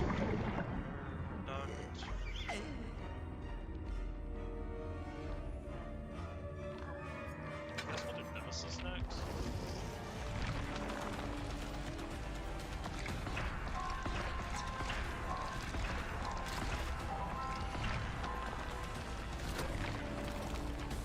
Why is this music so intense?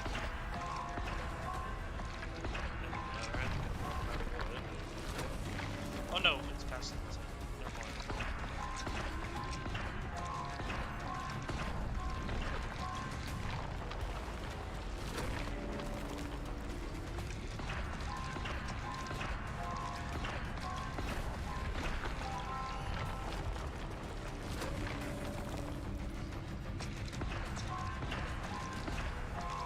You really want me to have Dying Light? I already bought the game. Leave me alone.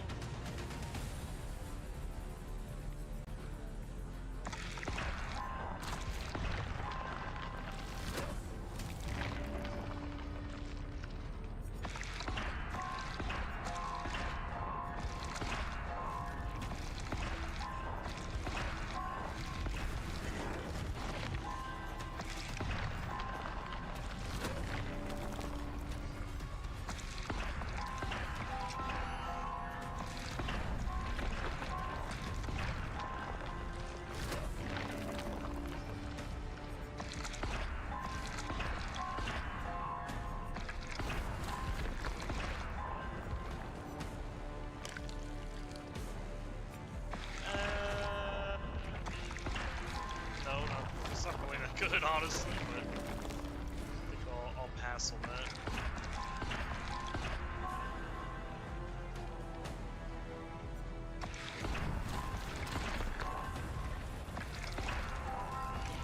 That's all it does.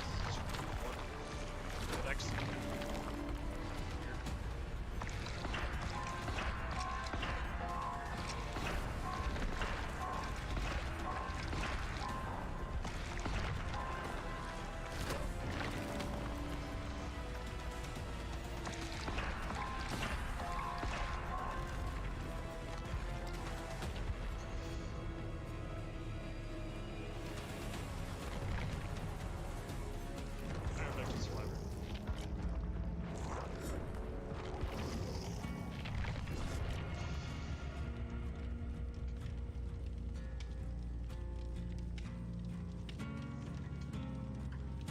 Already running a fair amount of card draw, and Hearthstone decks only being 30 cards, it was pretty easy to draw at least one Albatross in a couple of turns. And speaking of very specific hate cards, at number 7 we have Skulking Geist. This neutral 6 mana 4/6 destroys all 1 mana spells in both players' decks when you play it from your hand. This card, as you can probably tell, is a tech card meant to destroy any problematic 1 mana spells in your opponent's deck. When this card was first released, it was a very welcome card and saw immediate play. At the time, Blizzard had just given Druid some of the best cards of all time, and created a very overtuned and warping class. It was so bad in fact that nearly the entire standard ladder was just different versions of Druid which utilized the same staple cards. The main issue was a combination of Ultimate Infestation, an extremely good late game card, Spreading Plague, an extremely good anti-aggro card, Malfurion the Pestilent, an extremely good hero card, and access to the pre-nerf Innervate, considered one of the best cards of all time. Druid, before its nerfs, was absolutely unstoppable, and Skulking Geist was the only tech card at the time which could even remotely slow down Druid. You see, most Druid decks relied on some sort of 1-mana spell to help them win the game, whether it was Mark of the Lotus or Jade Idol. By destroying part of the win conditions, it helped other classes to at least fight back before they got completely outvalued. Afterwards, it saw continual play in control decks as a counter, once again, to Jade Idol, since this card could shuffle copies of itself back into the deck and effectively prevent any Jade decks from taking fatigue. And what's funny is that even though destroying 1-mana spells is a very niche effect, a lot of powerful decks over the years have needed 1-mana spells as their win condition. Geist has also been used to counter Freeze Mage, Jade decks, Kingsbane Rogues, Galakron Shamans, and most recently, dominant Odd Questline Hunters. While it was originally printed to only counter Jade Idol, Skulking Geist deserves a spot on this list for its consistent use as a tech card to counter some of the most degenerate decks in the game. And at number 6, we have Eater of Secrets. This neutral 4-mana 2/4 destroys all of your opponent's secrets and gains +1/+1 for each one destroyed when played. This card was actually the first neutral minion that, as its name implies, is able to destroy all of your opponent's secrets when played. For those of you who don't know, secrets are kind of like Hearthstone's equivalent of counter cards, which can only trigger on your opponent's turn. It's hard to believe that Mint Mobile can be good at just $15 a month. So, as Mint's new owner, I brought in one of our first and oldest customers, Wasim McNavy. Welcome to Mint, Ryan. So you've had Mint for years. Any issues? No, the service has been great. And under my ownership, it's gonna get even better. How? No idea. Still $15 a month though, right? Yep. How about Taco Wednesday? Nobody's done that before.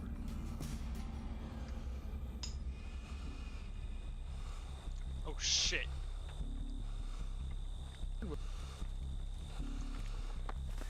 Bill, you are so fucking loud, actually.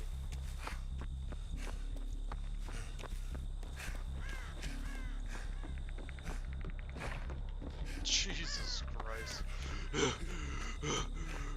That's all I fucking hear in my ears right now, dude.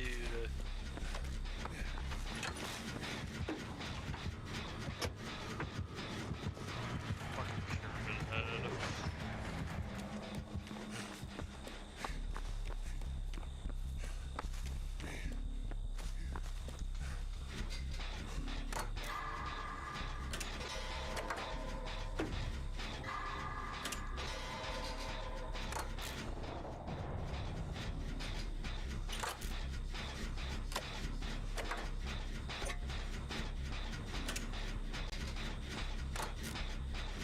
Ever since I think I've been using all these cakes, I don't think I escaped once yet. No, I escaped once against the nurse of all fucking things.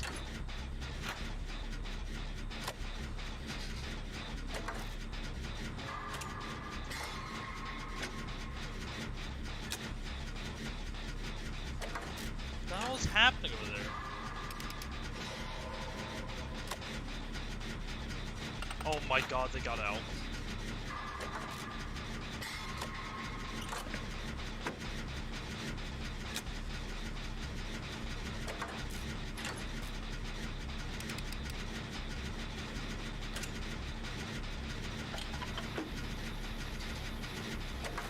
Holy shit, he has Tinker! Alright.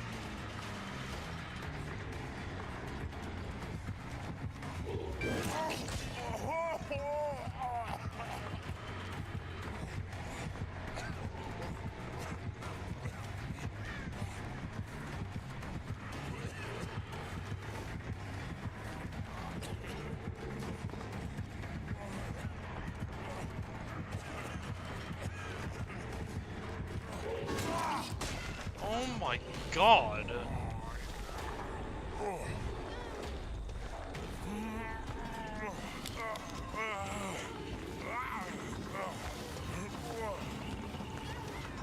Someone has to wiggle for Nancy. What the fuck?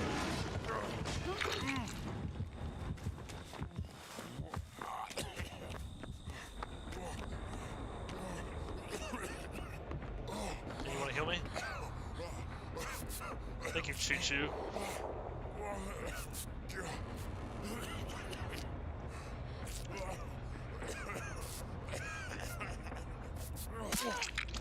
Oh! fucking bitch!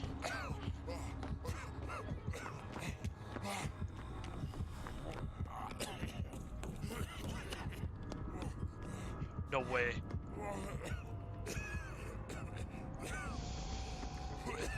Alright. Can't believe she can't hit her skill checks. Twitch.tv, thank you. I got a fucking flashlight. Alright. Is he still up here? What the fuck?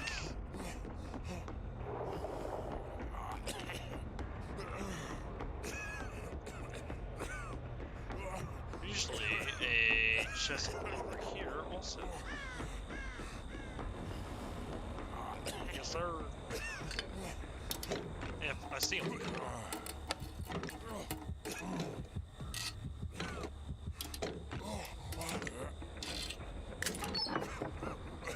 It's another fucking flashlight. I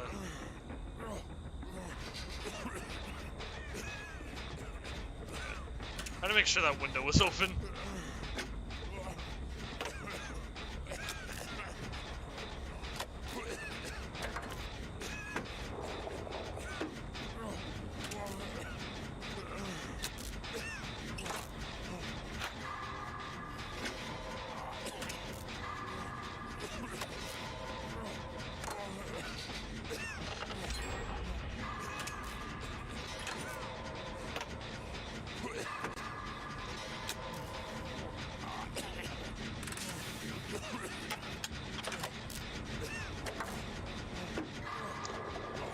Pyramid Head, how have you not knocked anyone else down other than my shitty ass, dude?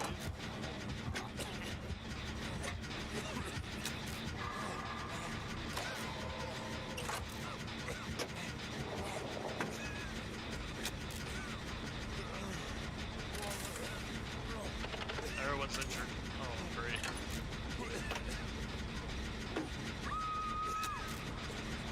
Choo-choo. Don't surprise me, I seen from the way she was playing earlier. Oh, the Pyramid Head ain't fucking around right now. Oh, that's why. Fucked up.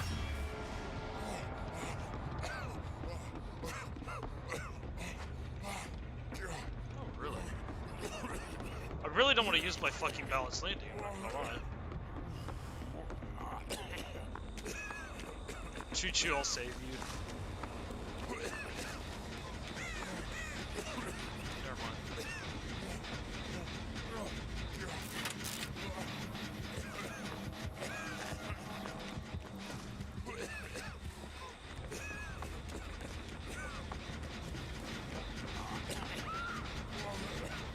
She went right back fucking down over there. Jesus Christ.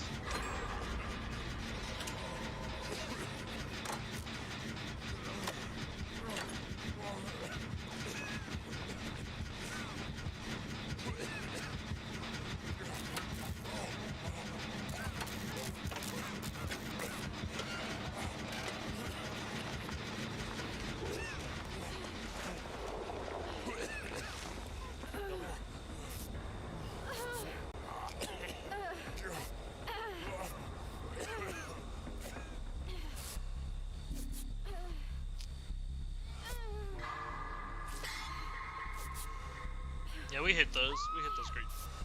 Where'd she go down at? She's back over there, man. Just do this, Jen.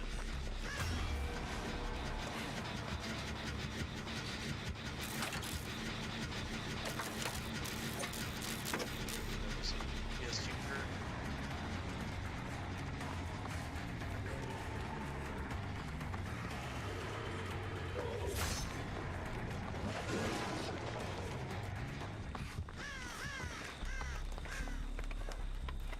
What did you just give up?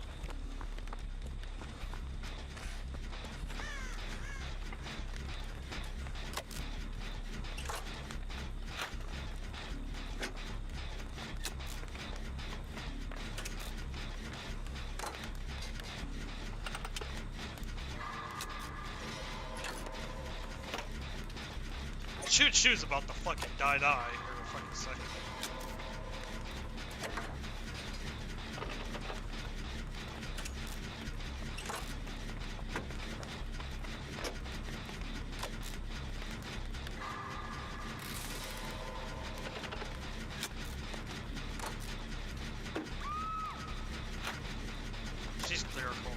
I can't save her. You have decisive? Please tell me you have decisive. Or adrenaline.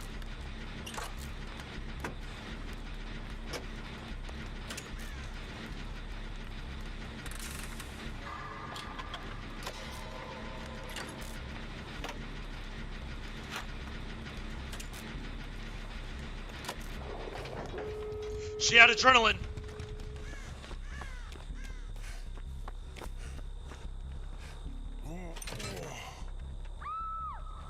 She's right back down though. And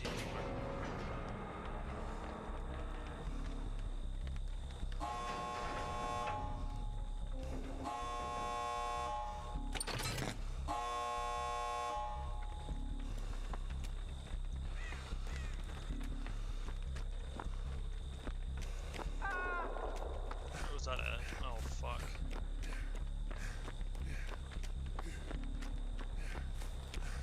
Middle of fucking nowhere, isn't he?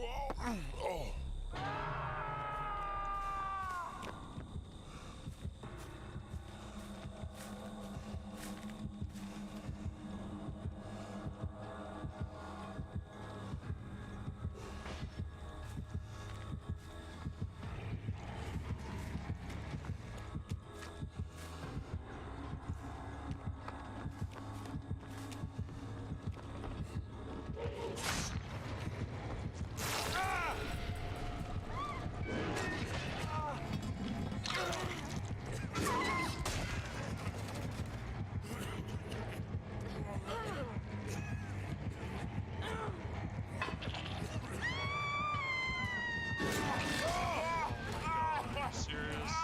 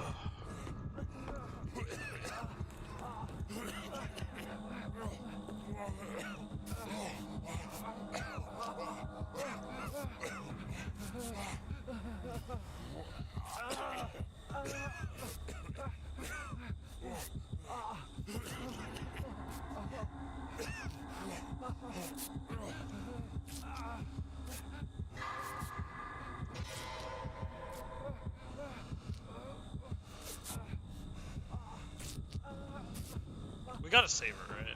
We got to.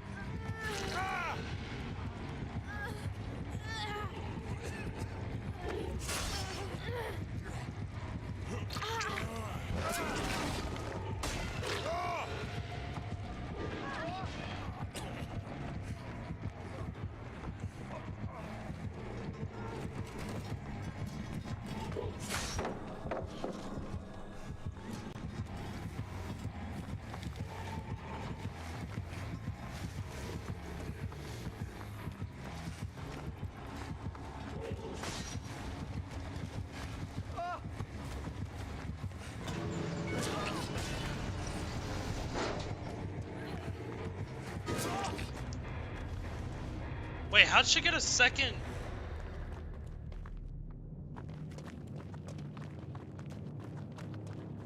How'd she? Oh, don't tell me she had Metal a Man. Oh my.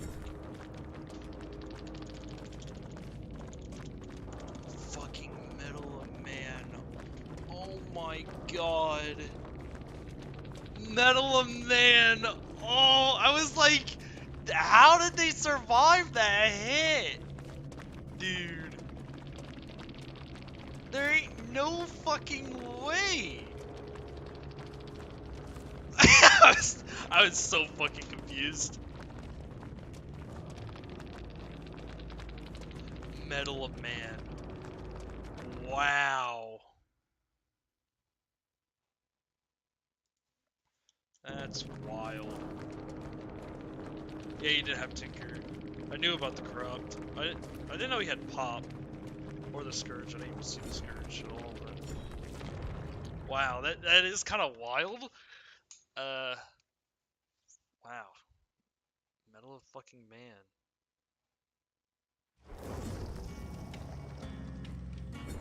Okay. I never thought I would ever see Medal of Man be fucking useful, but I mean, there it was right there. Holy shit. I'm actually like genuinely impressed is the problem. We have sprint burst? No, we don't. We have any kind of chest? No. We have fucking not jack shit on this character. Oh my god. Let's go like, I don't even have borrowed time, man. Do I? No. We'll go like decisive, balanced.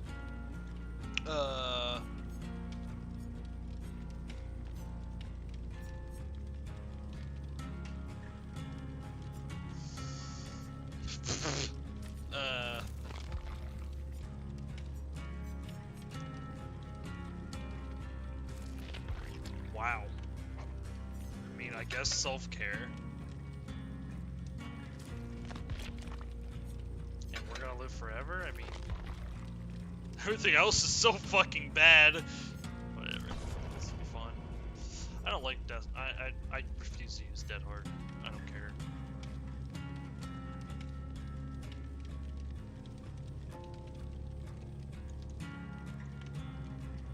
When they do certain things.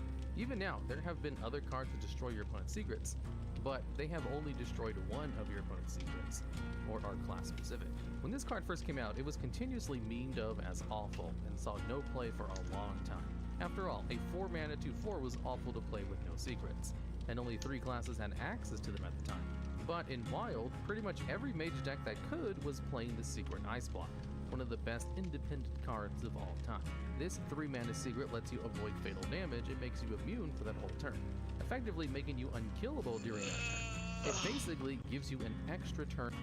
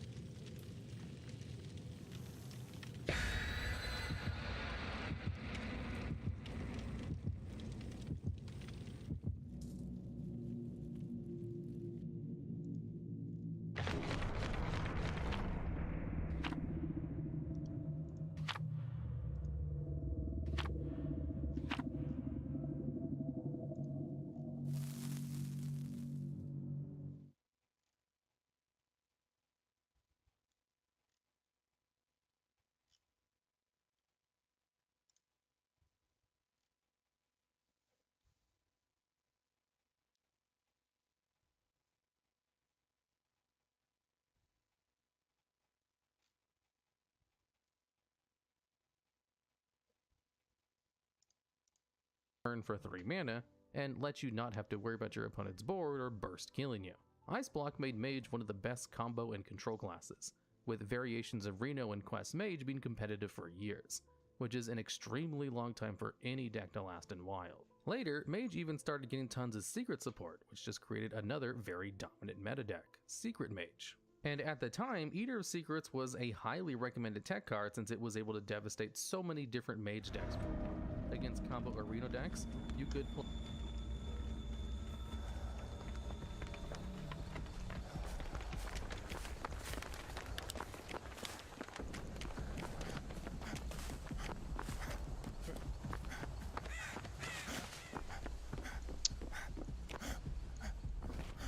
I just use balanced.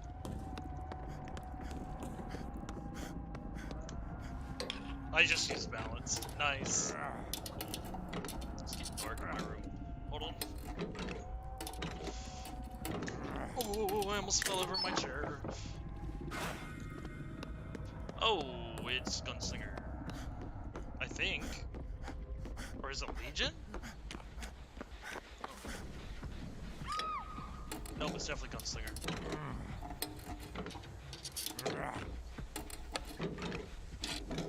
You have Ruin also. Useless key.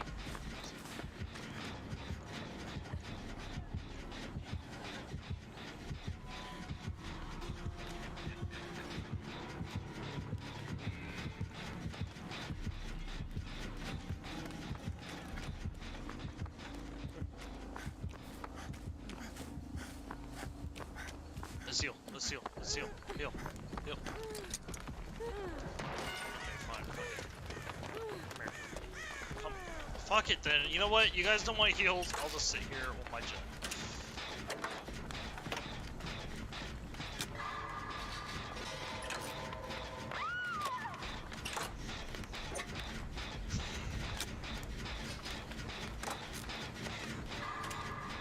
Doesn't look like she was holding a fucking 9mm over there.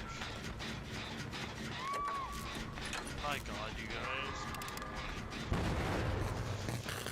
And the moment I went to get off, I missed this check.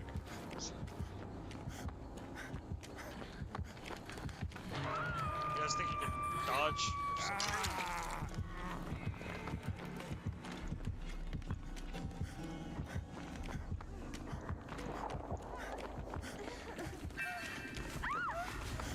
You guys can't dodge anything. Run. Don't go that way. You guys are all useless. I don't... D-strike. Alright, cool.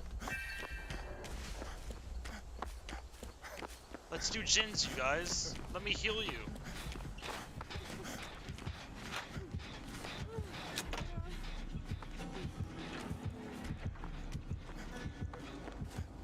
You could tell you were still on it. He has room. Oh my god! No one on my team can dodge anything, can they?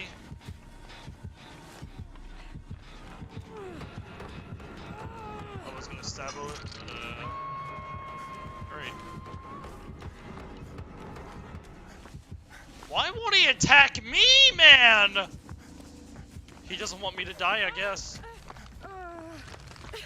Alright, let's see if you can run. Go.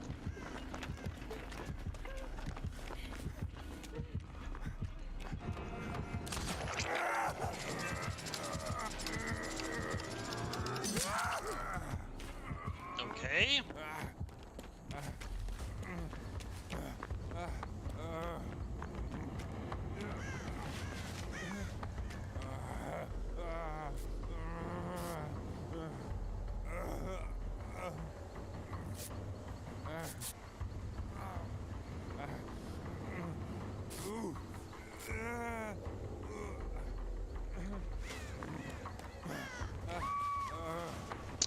Bro, there is something wrong with all of you. For some reason, none of you guys know how to fucking dodge anything. I don't know why.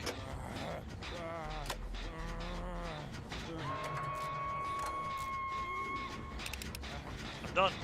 I'm done. I'm not going to go home with you. I hate to say it. I think that was a miss. That was a hit. That sure was a hit. Dom Wilson is now down. Great. Hold on. Now I have to heal for 32 seconds. Oh man, you killed yourself. Awesome. Great.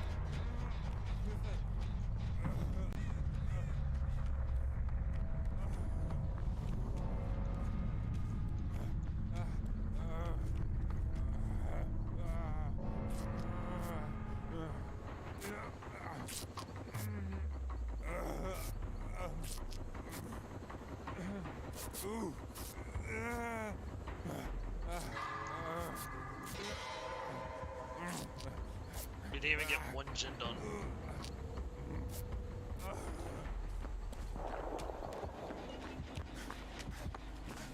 I don't fuck with him. She's just dead, dude. I don't give a shit, man. It's back down to 0.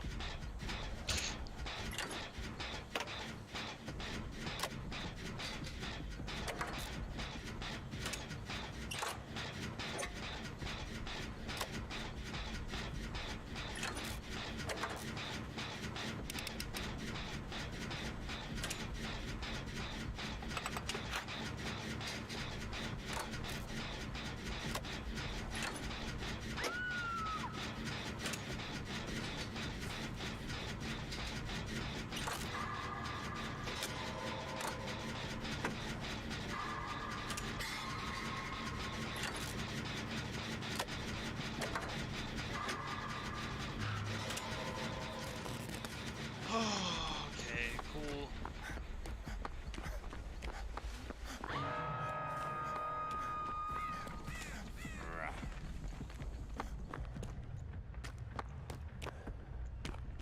Oh, in the basement too. Oh, fuck off.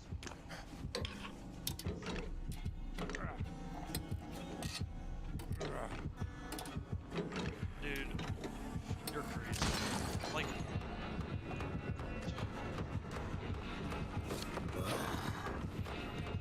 really?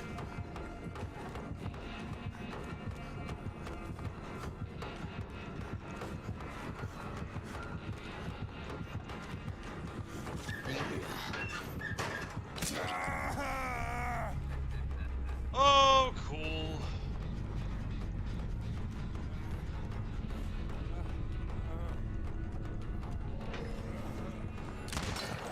Are you fucking shitting me?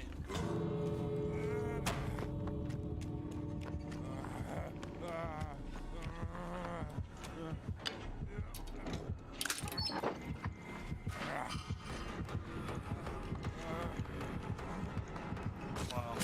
Like, awesome. Yeah, that was really fun.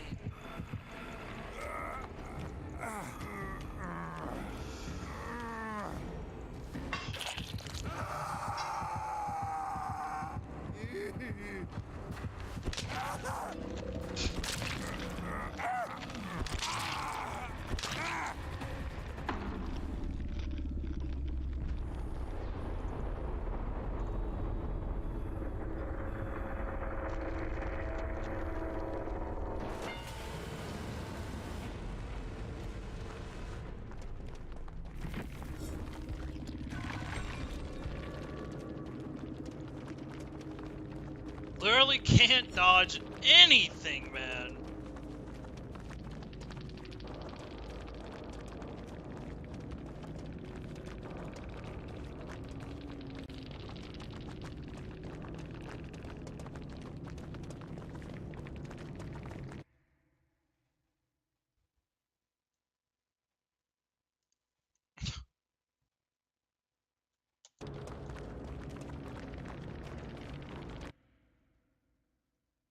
What's private profiles?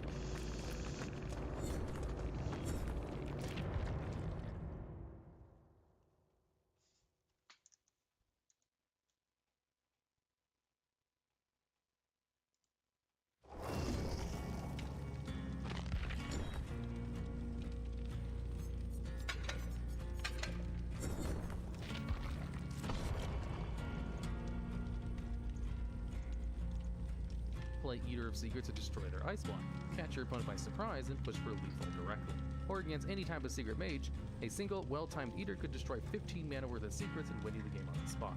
And for how specific the effect is, being able to counter one of the best cards in the game and ruin your opponent's game plan has been so useful that Eater of Secrets deserves a spot on this list. And at number 5, we have Nerubar Weblord. This 2 mana 1/4 simply makes all Battlecry minions cost 2 more mana.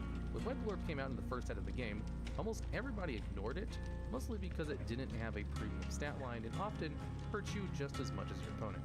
But over the years, people have valued Weblord's aura effect more and more due to its ability to slow down your opponent's plays. You see, compared to the early days of Hearthstone, almost every good minion has to have an immediate effect on the board when they're played. Sometimes it's in the form of a taunt or a board effect, but a vast majority of the time, an immediate effects are in the form of battle cries. This is mostly because of the way keywords are written in Hearthstone, since if you want a minion's effect to trigger as soon as it's played, it has to be a battle cry. That means there are a ton of battle cry minions, all of which are heavily affected by Weblord. This card falls into the rare category of a Floodgate tech card, meaning it punishes certain cards by making them unable to be played. Of course, making Battlecry minions cost 2 more may not sound like a lot, but when most games are decided in the first 4 turns, every mana crystal matters. This can devastate Battlecry heavy minion decks if they have no hard removal, since it can lock them out of 2 full turns if left untouched. In the past, this card was used in Aggro Druid and Tax Paladin decks that didn't use a lot of Battlecry minions, so they could lock out cards like Reno Jackson, which would heal their opponent to full health. Having such a universal condition may not sound like a tech card, but with how powerful some spell-heavy decks are, Weblord can be completely useless in those matchups. Slower decks have started realizing its power as a tech card though too, funnily enough, lock out other tech cards or shut down Battlecry heavy decks. Weblord might have had a slow start, but its continual and massive rise gives it a spot on this list. And at number 4, we have Golakka Crawler. This 2 mana 2/3 destroys a pirate when it's played. Golakka Crawler is probably what most people think of when a tech card comes to mind, and for good reason. Throughout the years, and ever since its release until rotation, Golakka Crawler has been a reliable way to keep pirates in check. Pirates have long since been a meta threat, but it all started with the release of Patches the Pirate. This 1/1 charge could pull itself from the deck for free whenever you played a pirate, and has been one of the main reasons why pirates has been relevant as long as they have. Patches is basically a free 1/1 that thins your deck, and has been so good that pretty much every aggro deck in the last 5 years has used it. And even with the chance to draw Patches, and its nerf to remove charge, some decks have created a pirate package just so they can abuse Patches. Needless to say, pirates have dominated in Wild and Standard since Patches' release, so it's no wonder that Blizzard actively had to print Golakka Crawler in an attempt to stop pirates from warping the meta so much. And its stat line as a 2 mana 2/3 is decent enough to see play in both aggro and control decks, even if it doesn't get any value eating a pirate. Whenever pirate decks become too common or too good, Golakka Crawler has been the staple tech card that many decks abuse to try to slow down pirates by destroying one of their minions and creating a 3/4 to contest the early game board. It's been so needed at times that some decks have had to run Golakka Crawler and attack the pirates just so they could punish other pirate decks. And if it weren't for the other tech cards on this list, Golakka Crawler would probably be the best tech card in the game. And at number 3, we have Dirty Rat. Dirty Rat is a 2 mana 2/6 with Taunt that, when played, summons a random minion from your opponent's hand to the field. This card is one of the few hand disruption cards in Hearthstone, and has seen consistent play in most Control and Reno decks. You see, when Dirty Rat was first printed, its intended use as an overstated 2-drop was to contest whatever it pulled from your opponent's hand. But as a control deck, you really only wanted to play Dirty Rat when you knew you could remove whatever it pulled, making it effectively the first neutral discard effect that could selectively pull minions from your opponent's hand. Even counting using a hard removal effect, Dirty Rat is still effectively a -1 in card advantage, the same as just playing a normal card, while also messing with your opponent's game plan and setting up a fairly big 2/6. Most combo decks, the main decks Dirty Rat was teched for, almost always have to run specific minions to OTK you, like Mozaki, Mecha'thun, or Malygos. So being able to pull them from your opponent's hand and kill them could win you the game on the spot. And what really made Dirty Rat an insane tech card was how good it was against even aggro or other control decks. Most aggro decks run pretty small minions, so having a 2 mana 2/6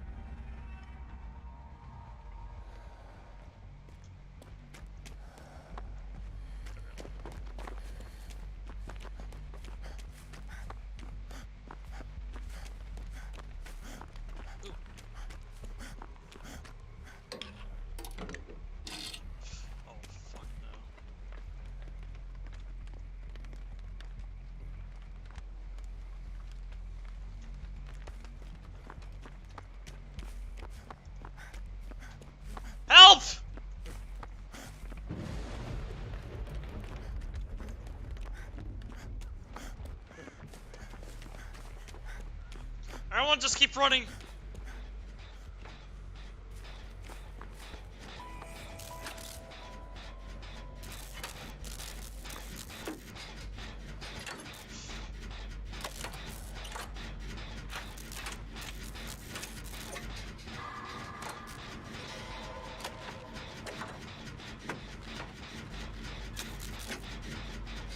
Just seen him standing in the distance as I'm trying to open his chest.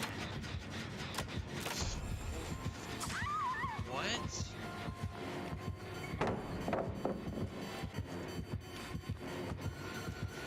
Why is he so fucking fast?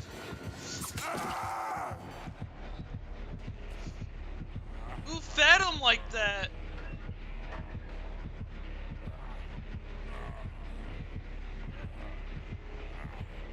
Someone's AFK over there, dude. Oh my god, wait. Really?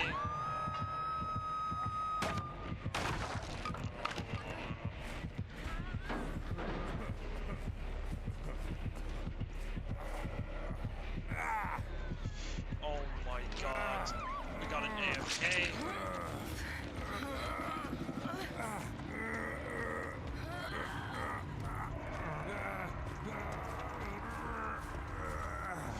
What if the auto limit? Look at the difference.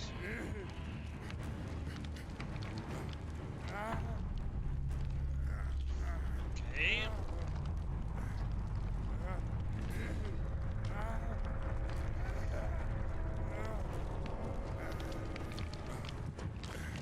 Awesome. Really?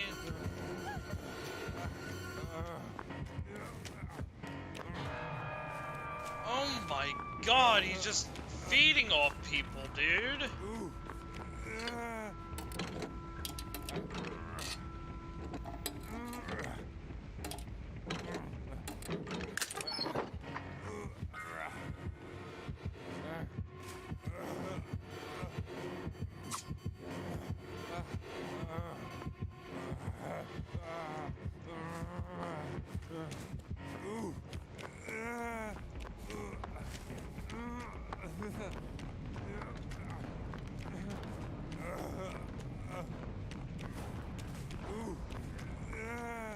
What the fuck is that? Why are they crawling so fast? That shit is kind of hilarious, like, I'm not gonna lie. Like, it looked like a midget was playing with me.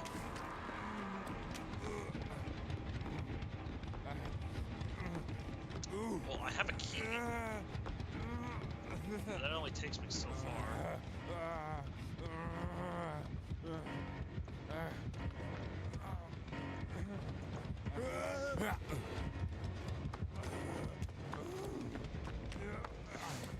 Get away from me, you freak of nature!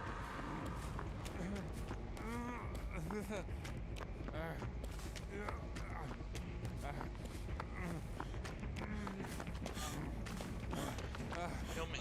What the fuck, you freaks doing? Heal me! Oh my god.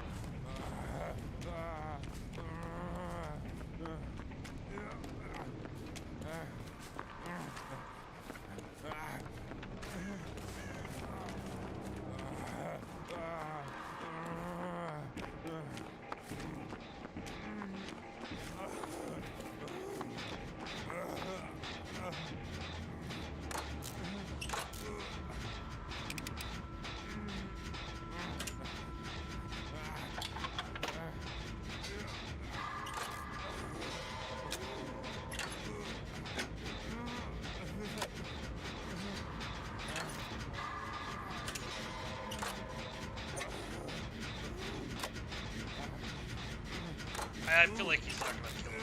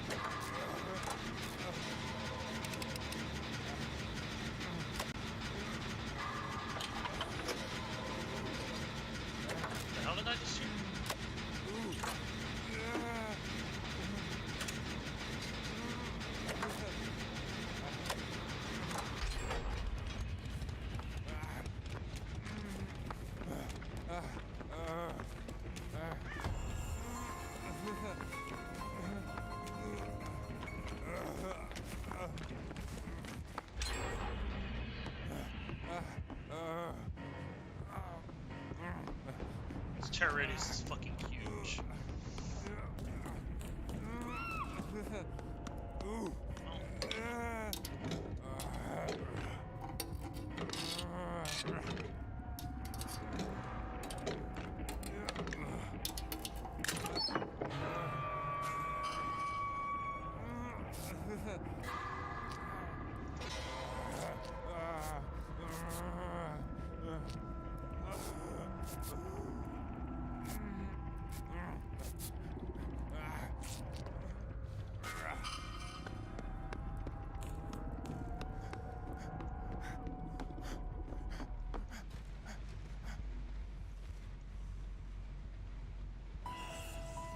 I don't like him.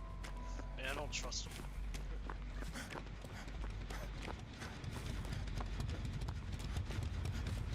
I'm not going to trust him.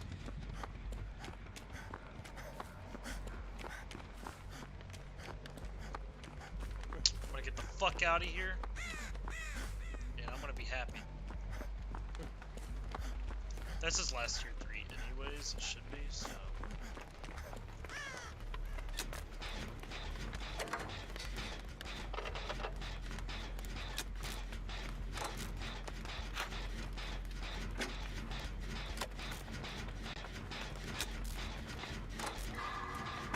I really don't trust him, honestly. I think he's actually gonna kill people.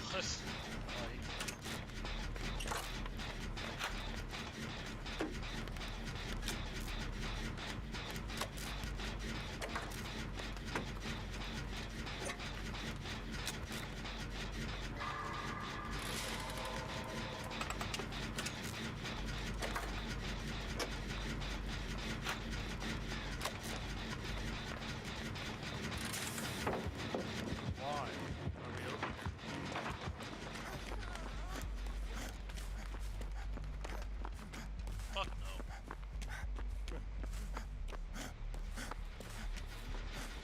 Been in the fucking game. Fucking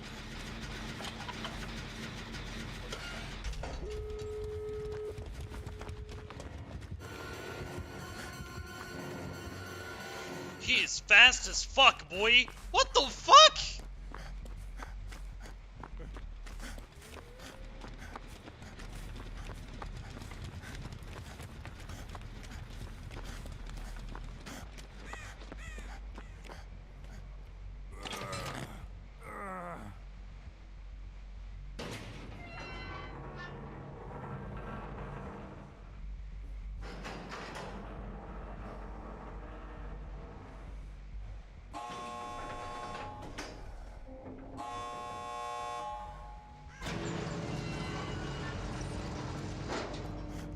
I ain't playing this. I don't feel like sitting here fucking around.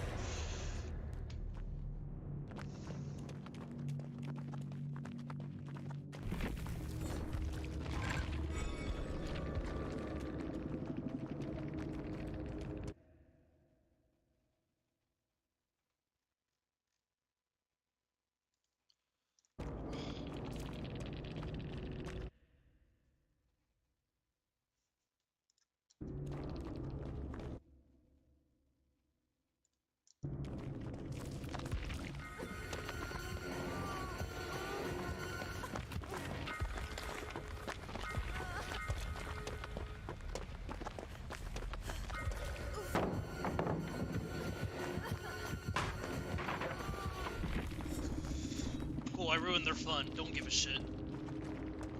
I was leaving.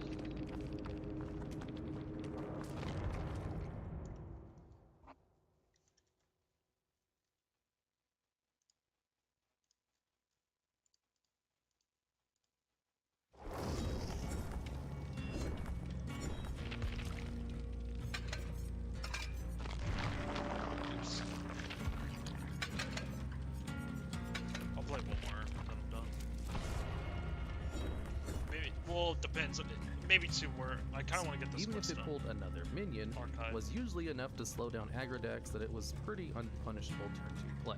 Or against control decks, a well-timed Dirty Rat could pull one of your opponent's win conditions or value cards, putting you massively ahead in terms of advantage. And for those reasons, Dirty Rat has consistently been among the most played.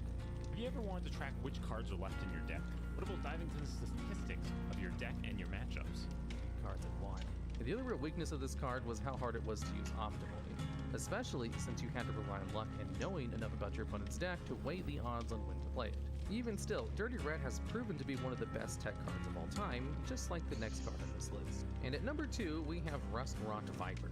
This card is a neutral 3-mana 3/4 that destroys your opponent's weapon when played. It's also tradable, meaning that you can choose to shuffle this card back into your deck and draw a new one for 1 mana. Rustrot Viper hasn't been out for long, or even in the best meta, and yet it has seen a ton of competitive success. Usually, what makes a good tech card is how game-winning it is against its targeted decks, and how playable it is against its suboptimal matchups. Viper fulfills both of these conditions well due to its amazing stat line and tradable mechanic. Nowadays, most decks that run weapons only bring a few good weapons to help them win, since running a ton of weapon gives them returns. So, as a premium 3-mana 3/4, you can effectively destroy one of your opponent's very valuable weapons for free, gaining tempo and mana advantage. And what makes this card really great is that against decks that don't run any weapons, you can just trade it away for 1 mana and get a new card, instead of having it sit dead in your hand like all the other weapon tech cards. For reference, a lot of cards already value drawing a card at more than 1 mana, so being able to cycle Viper for 1 mana has been so good that some decks run it just for this effect. The only thing holding this card back from being higher is that historically, weapon decks were a lot stronger before Viper was printed, and have all but vanished except in Questline Pirate Warrior. Even still, it was the most played card while it was in Standard for a while, with tons of success in Wild too. There's no doubt that if this card were to exist in a meta with more good weapons, it would absolutely become a tech card of choice. And at number 1, we have Loatheb. This neutral 5-mana legendary minion is a 5/5 that, when played, makes all your opponent's spells cost 5 more mana during their next turn. This card didn't see much play when it first came out, but like other tech cards in this list, has become more valuable.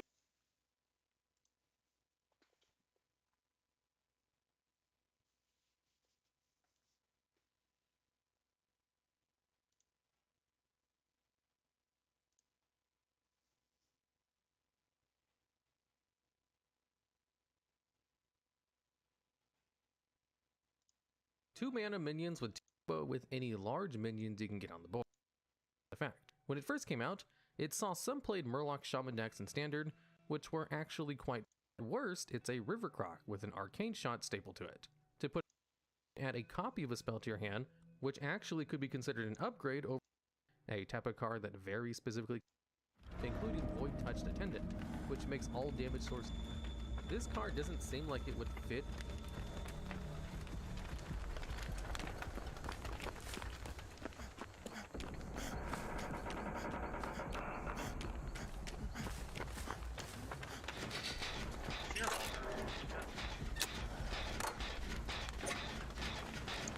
I wonder if it's Ghost Girl.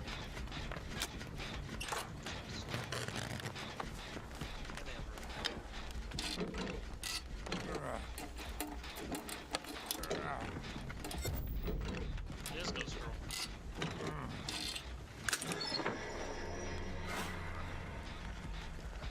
That sounded extremely close.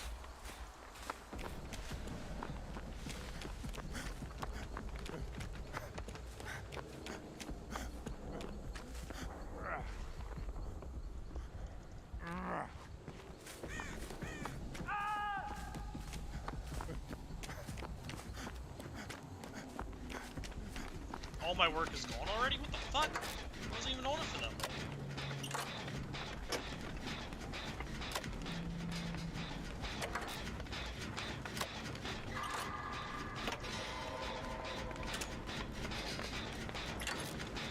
Why didn't you get hooked? What?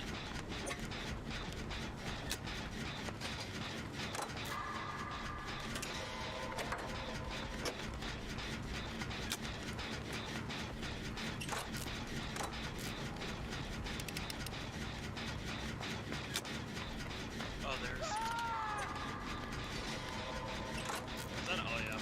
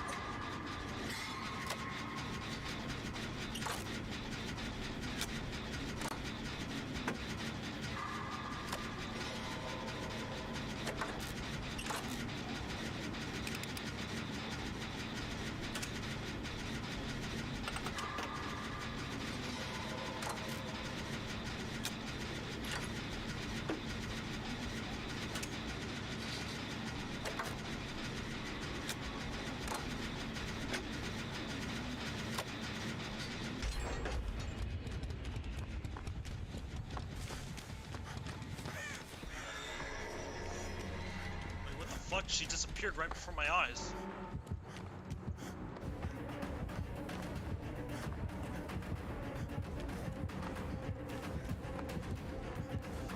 There's no pallet over here, is there?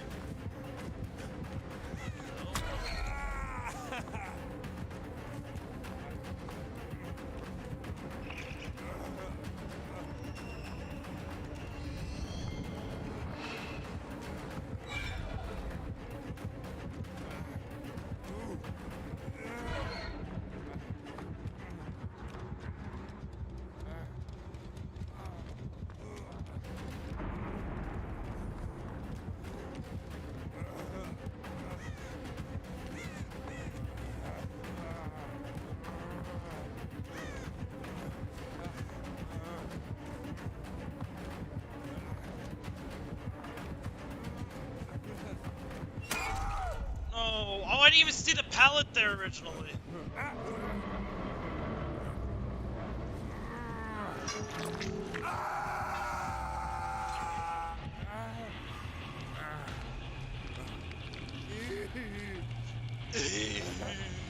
Why is it cry like that, man?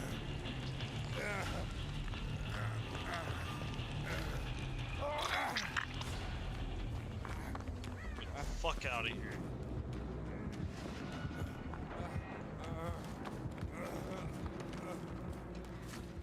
Oh wow, R3 gen's really fucking good actually. Holy shit.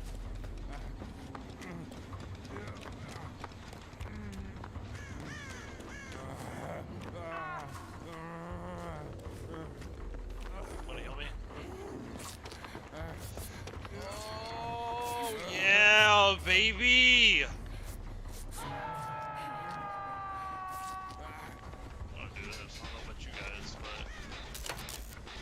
All three of us could just settle this shit right now and be done, but okay.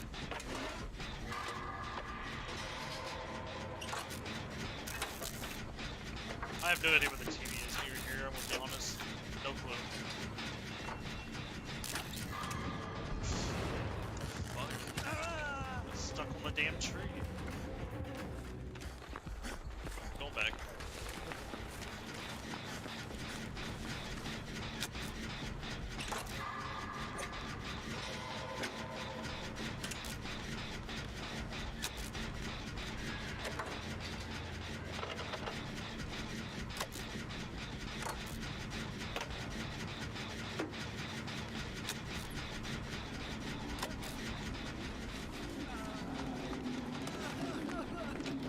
The gen. I'm doing the gen.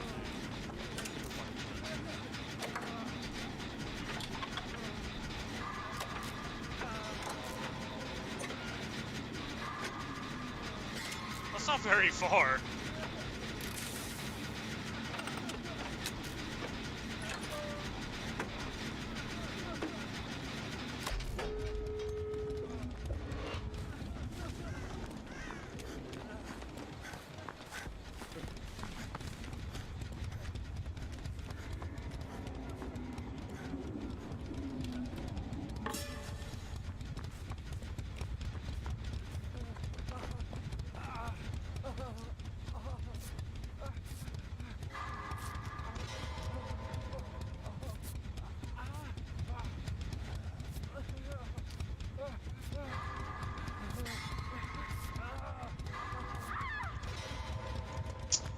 I didn't check where the fucking doors were, I'm gonna be honest. You know what I do need to go check? What's down here?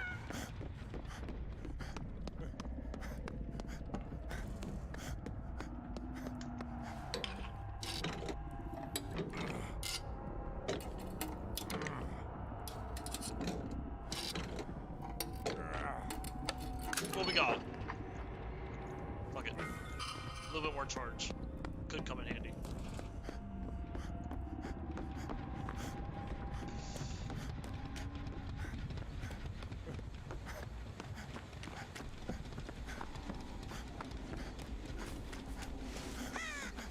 I really shouldn't be the one getting her, I'm gonna be honest, but no one else is about to get her.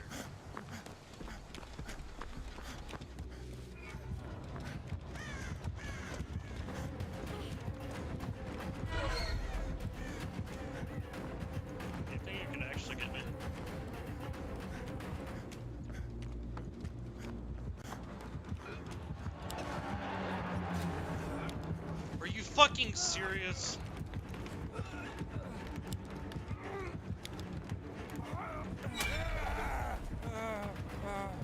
I did it too early.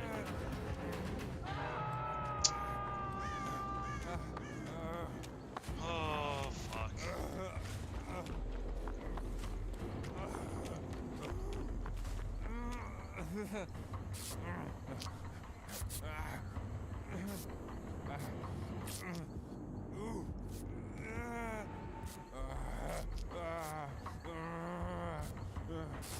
The fuck are they doing over there? Oh my god, they're booting.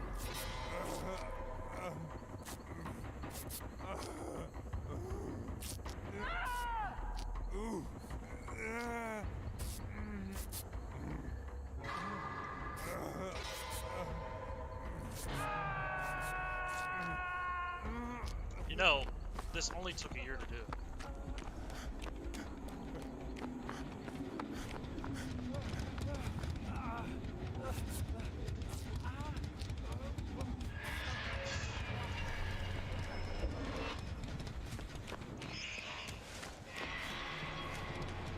He's going, come here, come here, come here.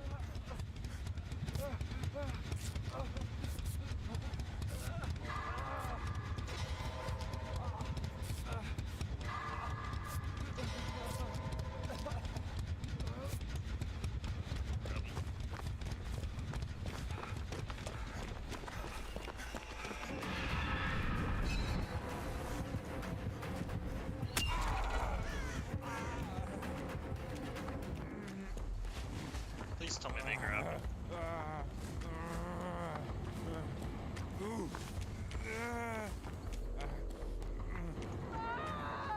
Why aren't they near me?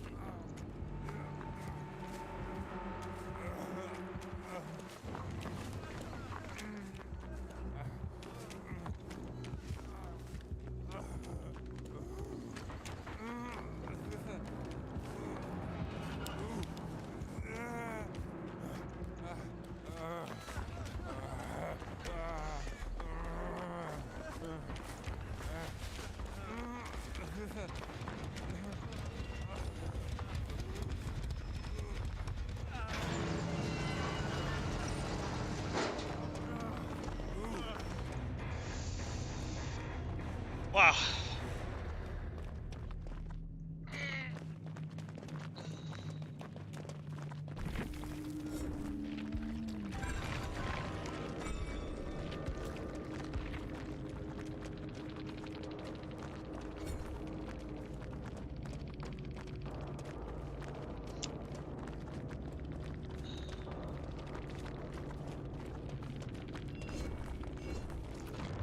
Yeah, I'll play one more.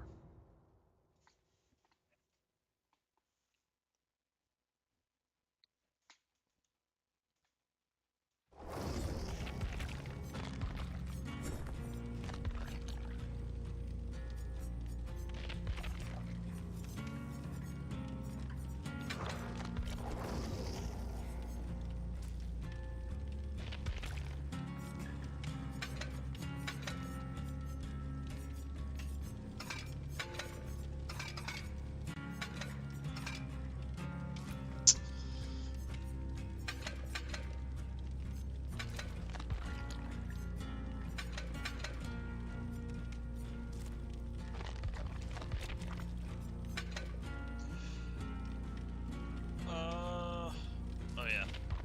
It's literally the first one there.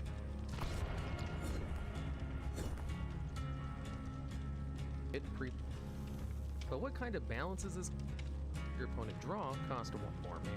So, whether your opponent naturally draws cards or uses card effects, it will make all of those newly drawn cards cost one more, but not more than 10 mana.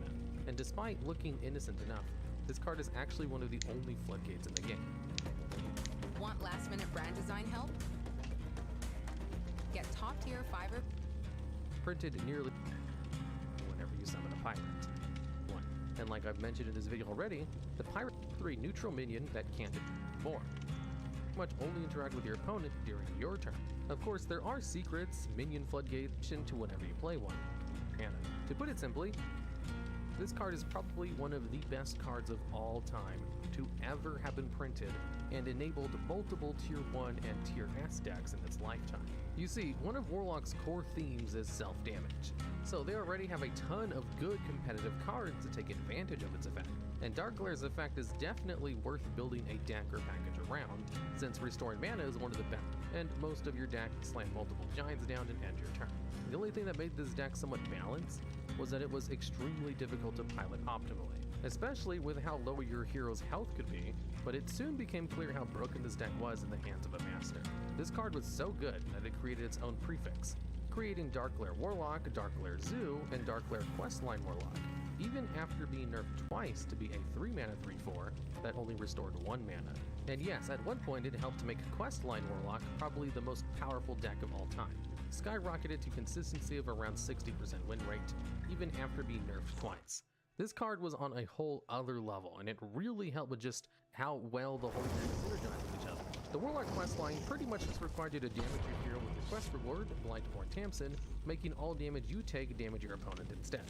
This just incentivized the deck to have more cheap damage cards that you could spam on for free with Darkglare, and eventually caused Blizzard to step in and just gut the entire deck. Pretty indisputably, Darkglare deserves to be #1 spot on this list because of how long it's been dominant for, and for the sheer number and power of the decks it's been in and helped to make. Alright, and that's the video. If you know of any other great legendary spell, it's worth noting that this card only gives you mana until the end of the turn, but can go above the number of mana crystals you have. And of all of the cards on this list, this is the only one that sees any competitive play in Wild, the most powerful game mode of Hearthstone, though it's only ever seen in one very specific deck. It's worth noting that, for the most part, legendary spells are actually quite good for how fast to kill Reckoning Druid, which uses a combo to gain about 2,500 armor in one turn, making them pretty much unkillable before their opponent died to fatigue or daily mistakes. It's still easily rushed down by any aggro deck before they can pull off the combo. Although it sees some play, the remaining 5 legendary spells not included on this list are just leaps and bounds better than it, and forces them to attack into their copies. You also have 2 other random spells that cost 3 more originally, but they still cost the same as their original spell. That's it.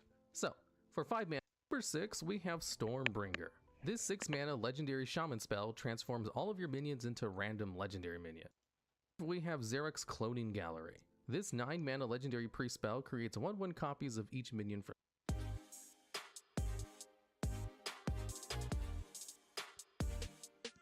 your deck. Or if you have spell, has a unique effect to swap the mana cost and attack of all the minions in your deck, and actually that died this game, and then they get to keep any magnetized buffs they might have had. Magnetic is a keyword that lets a minion with it. 2, we have Boom Ship. This hefty 9 mana warrior spell has the effect of directly playing 3 all die. Usually any card in Hearthstone that can cheat minions out of your deck into the battlefield are immediately tested. Hey, there's a chest.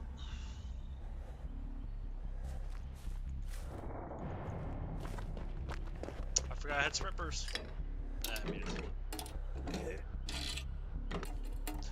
oh, okay. That's a survivor. I was like, I know I just seen someone walk over there. Is that a bird? What the fuck am I saying? Oh, we just gonna fucking use this shit now.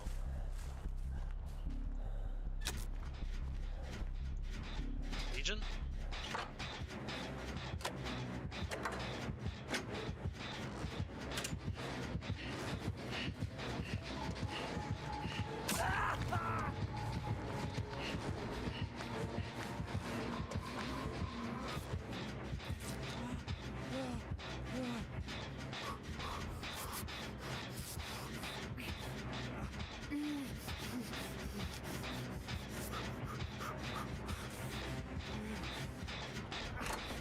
Well, that was fun.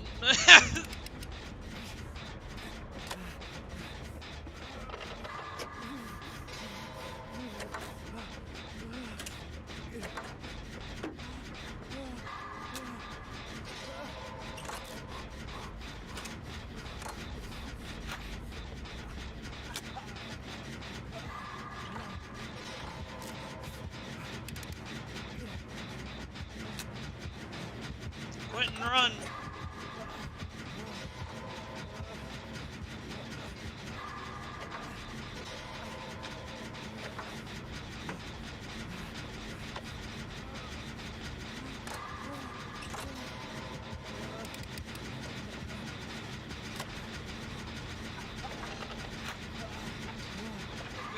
skill checks over there, aren't you? Damn. Oh. Oh, fuck, he missed me.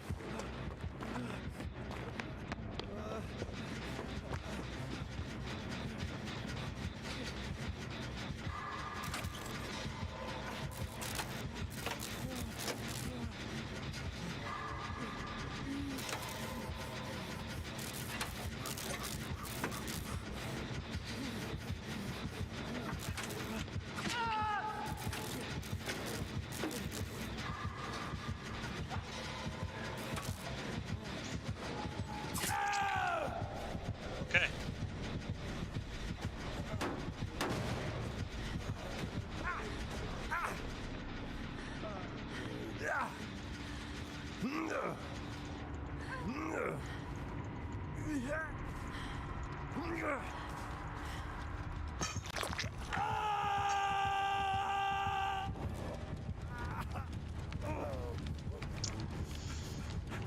I'm thinking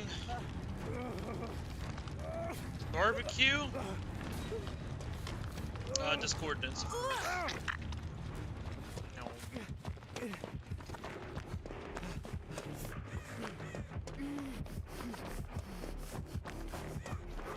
Oh my god, of course he's over here.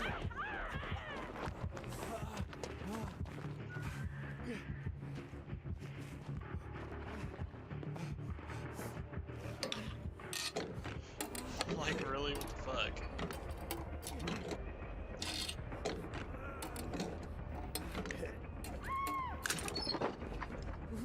Shit.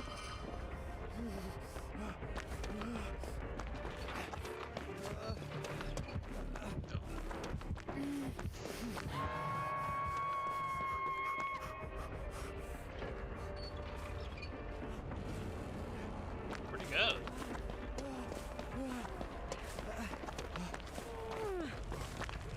Left. No, no, no, no.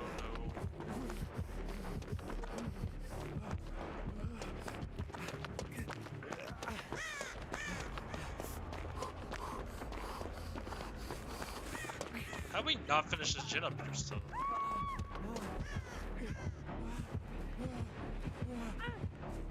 Where would he take her?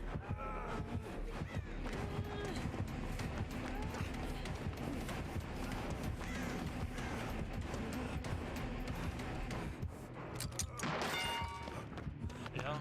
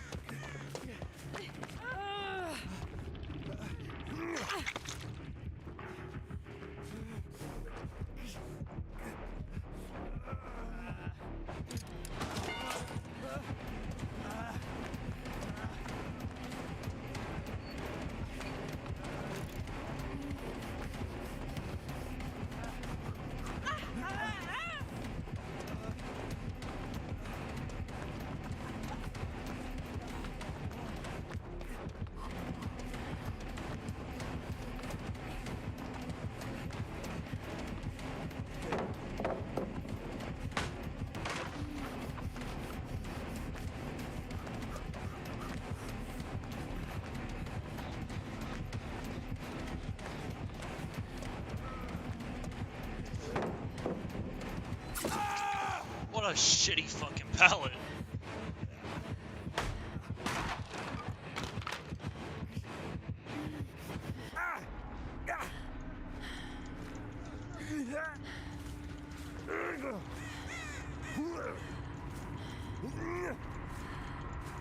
Quit slapping me on this one! Everyone's been slapped on this one now.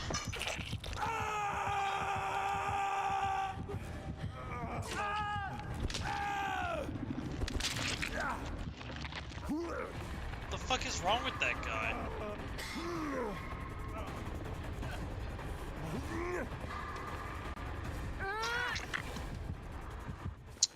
Oh my.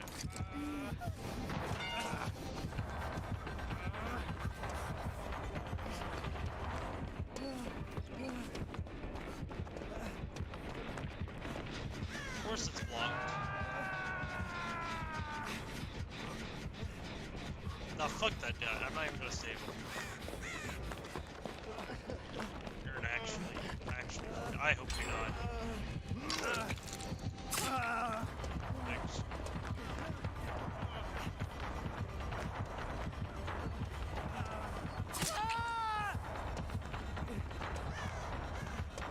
I'm done. I'm not gonna help him anymore.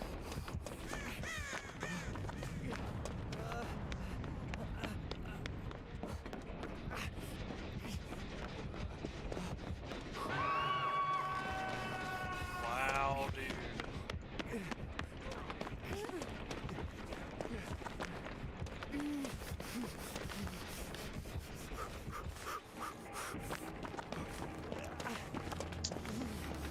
Let's see what else we can get. At this point, I'm looking for a fucking key.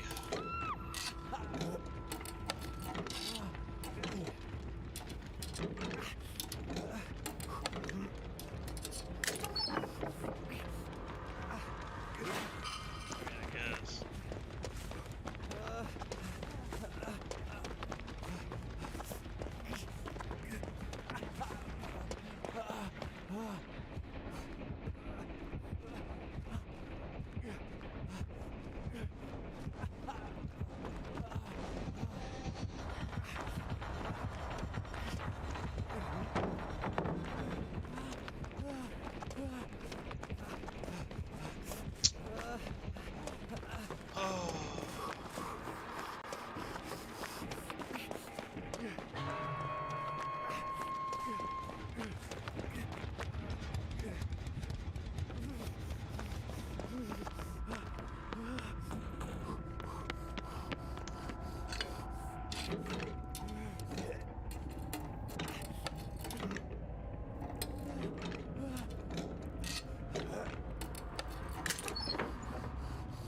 A fucking map.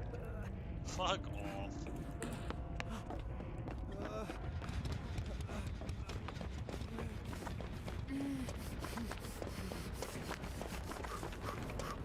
I can go save her, I give up. I can't, I'm injured, man. I'll just die instantly. Done trying. I just need to do shit to this.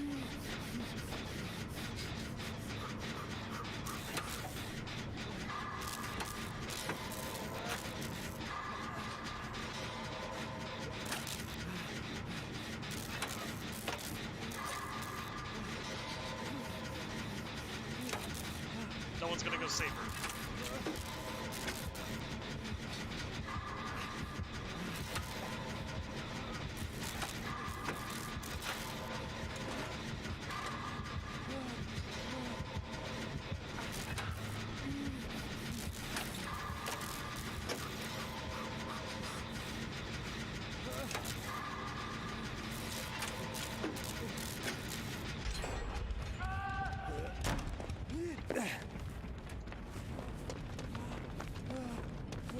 We're all ass took now. The only thing we can do is just put out fucking shins for the best. Girl, there's something down there. I don't know what the hell you're doing. You're gonna go hide, I don't give a shit.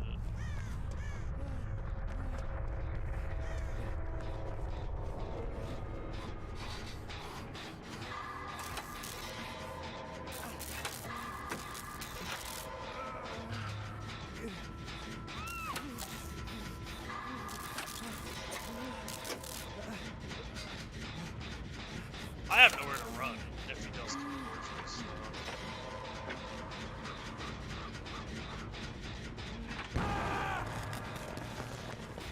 Here.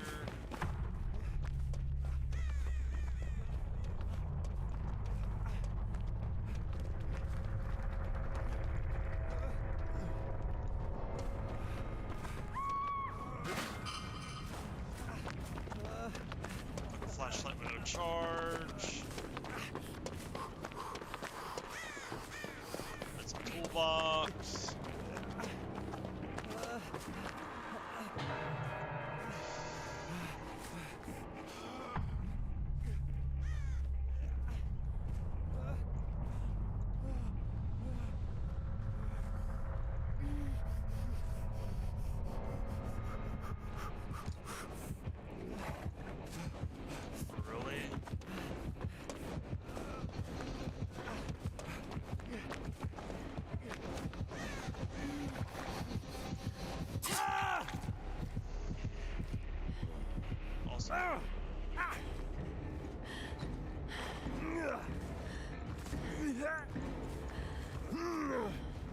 I even said she had barbecue. I don't know what I was doing.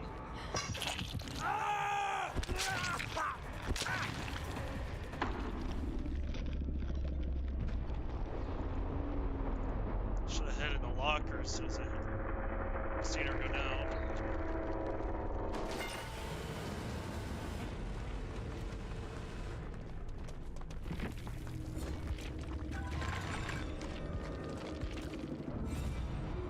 Yeah. Yeah, fucking do it.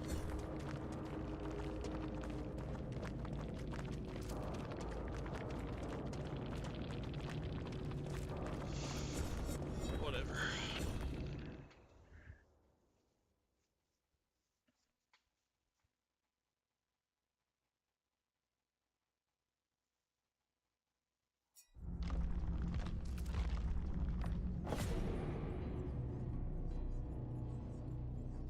Finished preparing 4 gins and what one fucking... That's wild.